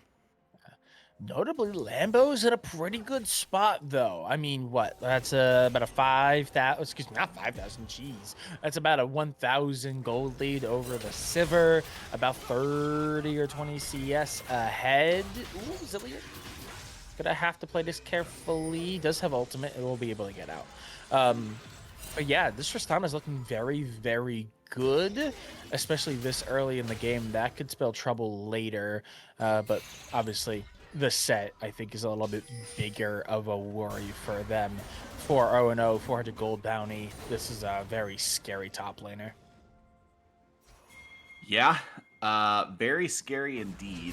Dragon is up in 10 seconds. I don't think it's going to be long for this world, as both teams seem to be congregating around it. Only the Zillion in the top side, and he does have TP.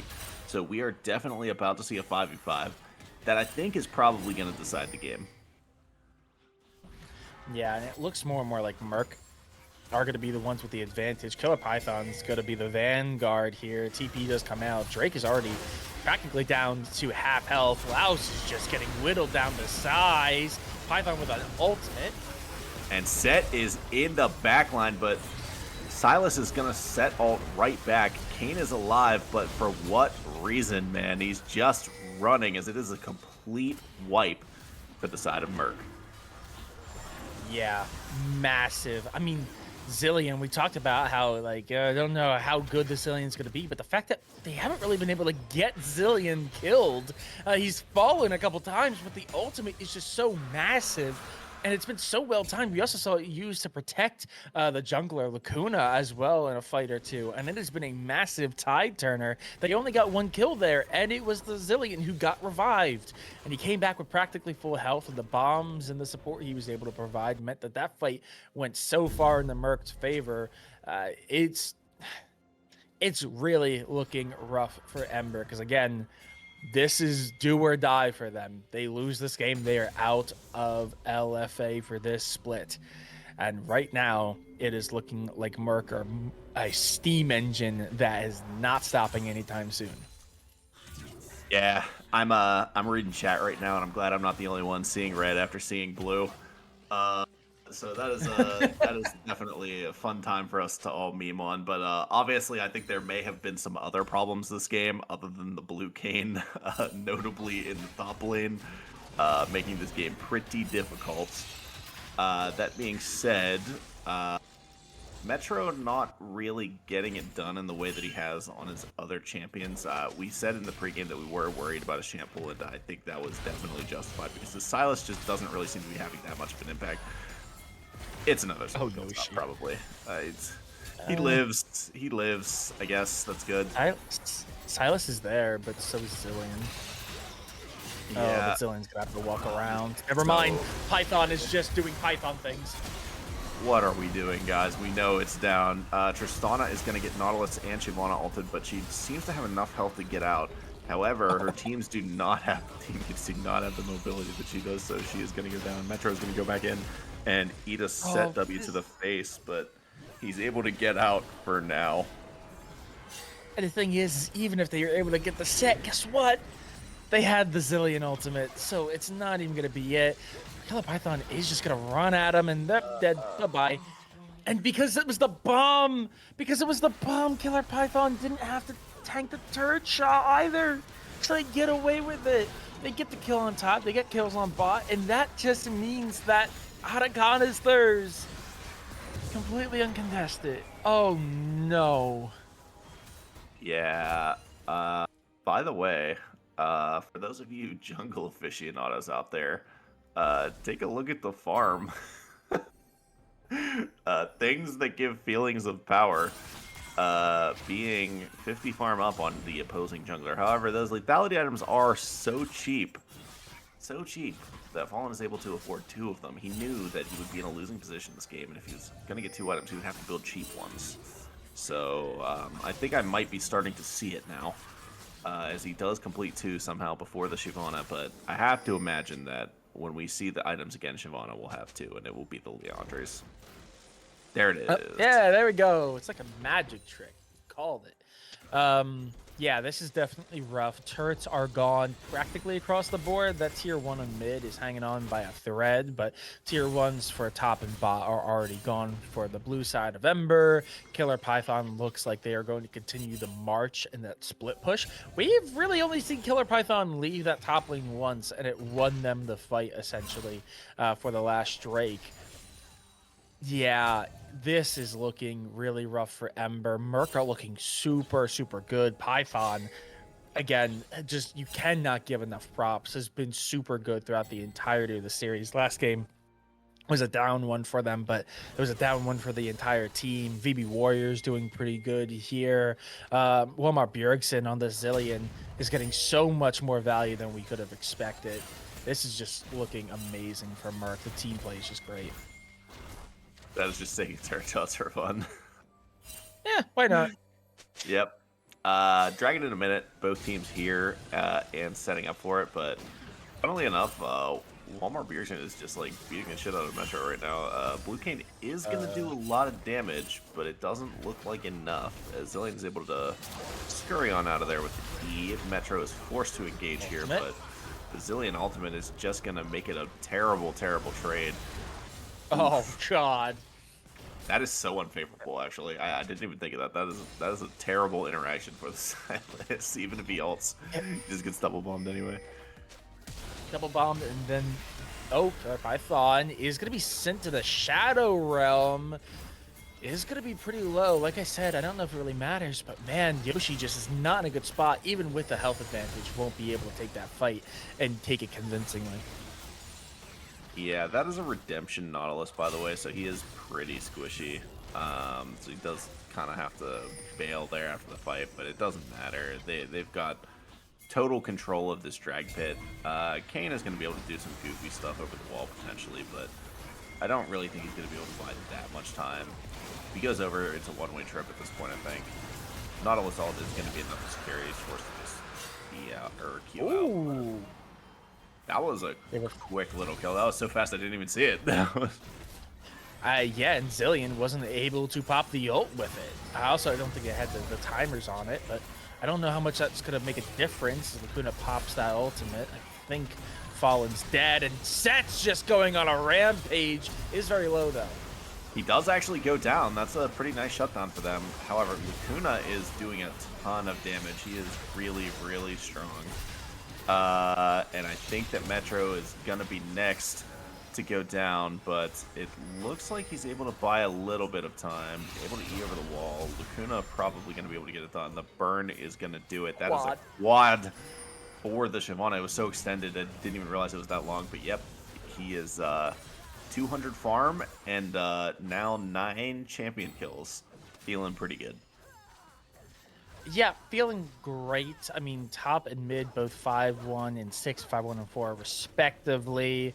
Sivir, a lot more of a quieter game, but is holding down the Tristana pretty well. Tristana was in a very advanced position, now has 2 items, but really hasn't been able to have that much because there's not been a lot of protection for her. Kind of Set and Shyvana have just been running at her and removing her from every team fight. And Rel is the support, so is doing what they can, but cannot win the fight on their own. So it's a lot to overcome here. Lacuna is kind of a walking death stick. The moment the Shyvana walks up, if they have ultimate, they just remove one of the members of Ember before they have a chance to really have a say in the fight. Yeah, this one is pretty bad.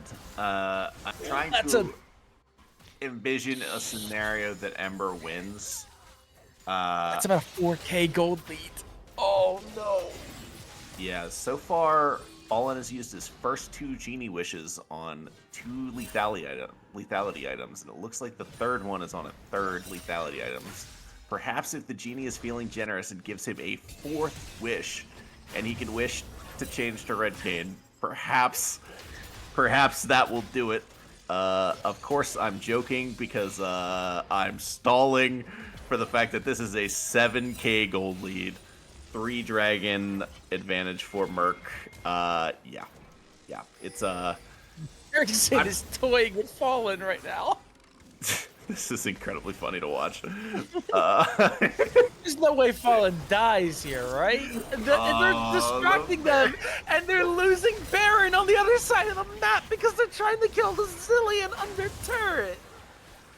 Oh no! Ember, what's going on? That was very funny. I'm not gonna Fallen lie. going to win. The Zillion will kill you this time with that buff. Oh man, it is interesting that the Shyvana has opted for the full commit to the AP build. It is the Rift Maker next. I think that's good. Shyvana is one of the champs that has a ton of options. She scales with pretty much everything. 10 stacks on the Dark Seal too. I think it makes sense this time. I'm gonna trust him. He's pretty fed.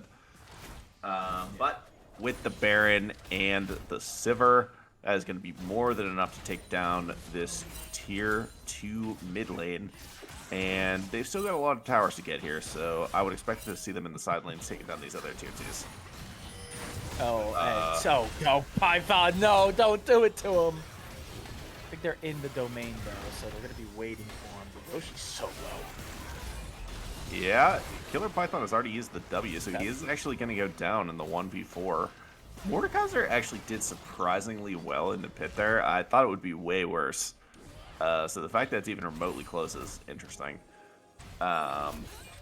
So maybe a little bit of signs of life for Ember. I'm sure that was a shutdown. They really got to find a way to kill the Shyvana next, though.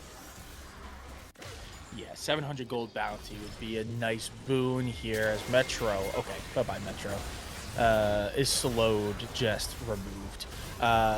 Laos is here as well. Knocked up, and okay. Yeah, it's just cleanup time. Yeah. Yeah, that looked a little goofy. I'm not gonna lie. Yeah, I mean, I said that Shyvana to me is always a little weird. She either just dominates the game or is absolutely useless. This seems to be the former rather than the latter. Lacuna is going crazy, 700 gold bounty. If they do find a way of killing and like isolating and killing the Shyvana, that'd be a big boon for them. It would help close the gap quite a bit. It's almost 1,000 gold in just that one kill. But that does require killing the Shyvana, which is a task unto itself. Yeah, that was a bit interesting that Fallen decided to contest this. There was no way that he was getting to that. Tristana is actually surprisingly having a pretty good game, but it doesn't really matter when the rest of the map is going so poorly. I'll give him a little bit of credit for keeping that scoreline though in such a disastrous of a game. Obviously does go down there, but yeah, this is probably the ending march. Yeah, I won't lie. A little bit of spoilers there as I see Killer Python in the Twitch chat. But this one felt like it was gonna be decided pretty much probably like 10 to 15 minutes ago. Murk, they enter the game, they put their foot on the gas, and they never let up. Murk is gonna take the series 3-1. One game doesn't go their way. It looks a little rough, but the other 3 look very strong, and the lower seed pull off the upset in a pretty darn good fashion, I must say. Yeah, Murk is actually the higher seed. Never mind. Ember was the 6th seed, yeah, but Ember is reduced to Ash. That was not the best game to end the season on, but credit to them for taking that one win at least. Better than the other side of the bracket with ID 3-0 over there, so something to hang your hat on, I guess. Yeah, it sucks to see this Ember team go because they're fun to watch, but at the same time, I am very glad that I don't have to cast them again because they fight so much that my voice always hurts the next day. So no more of that from me, which is a blessing. But that was outside of, I think there were 2 games that were kind of bad, but the other 2 games were definitely close ones that were a lot of fun to watch. Yeah. And every game that Ember plays is going to have a lot of kills, so that was nice. Yeah, absolutely. Game one, very, very messy. Game number two was just rather one-sided. Game number three was one-sided. Game number four just looked very, very clean. I didn't even feel like Ember were playing particularly bad. There wasn't many times that, you know, there wasn't many times where you were like, oh, this person is just throwing the game. It just felt like Ember were kind of in no-win situations, just pretty consistently. Um, yeah, so massive win for Murk. Ember, unfortunately, that is going to be their final run with us here in split number 3. But ADHD, any final thoughts before we send it off for the night? No final thoughts aside from, for what it's worth, I don't think Red Cane would have changed the outcome of that game. I think it was No. Dunzo either way. So yeah. But we are going to get to see Merc next week, and we're very excited about that. I don't know how I believe the top seed gets to pick, so I'm sure Giggle Yes. will update. Yeah, so Giggle will update us tomorrow on who is chosen to play next week, but either way, it should be a good one as we are reduced to 4 teams starting from 10. So all of these Yeah. winning teams going to be very happy to be positioned in the top 4. Yeah, absolutely. Massive win for Merc. Top 4 secured, as well as Flannel for the other game.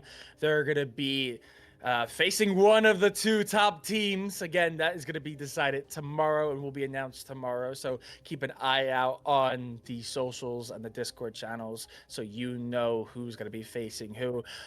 But with that, that's going to be it. That's all we have for you tonight. Of course, special thanks to you, ADHD, but the best play-by-plays in the business. So happy to work with you. Of course, Giggle, making all the magic happen behind the scenes and dealing with all the tech issues and all that, making sure everything goes as smoothly as it can. To all the tournament admins, making sure everything happens smoothly behind the scenes for the actual tournament side. The players for coming out and showing out and giving us amazing games to watch. And of course, you watching at home, because if you're not watching, what are we doing it for? You can check us out, of course, same time, same place next week. The Legends Twitch channel at 8 p.m. EST, the only time zone that matters. We'll see you then. Have a wonderful night, everyone.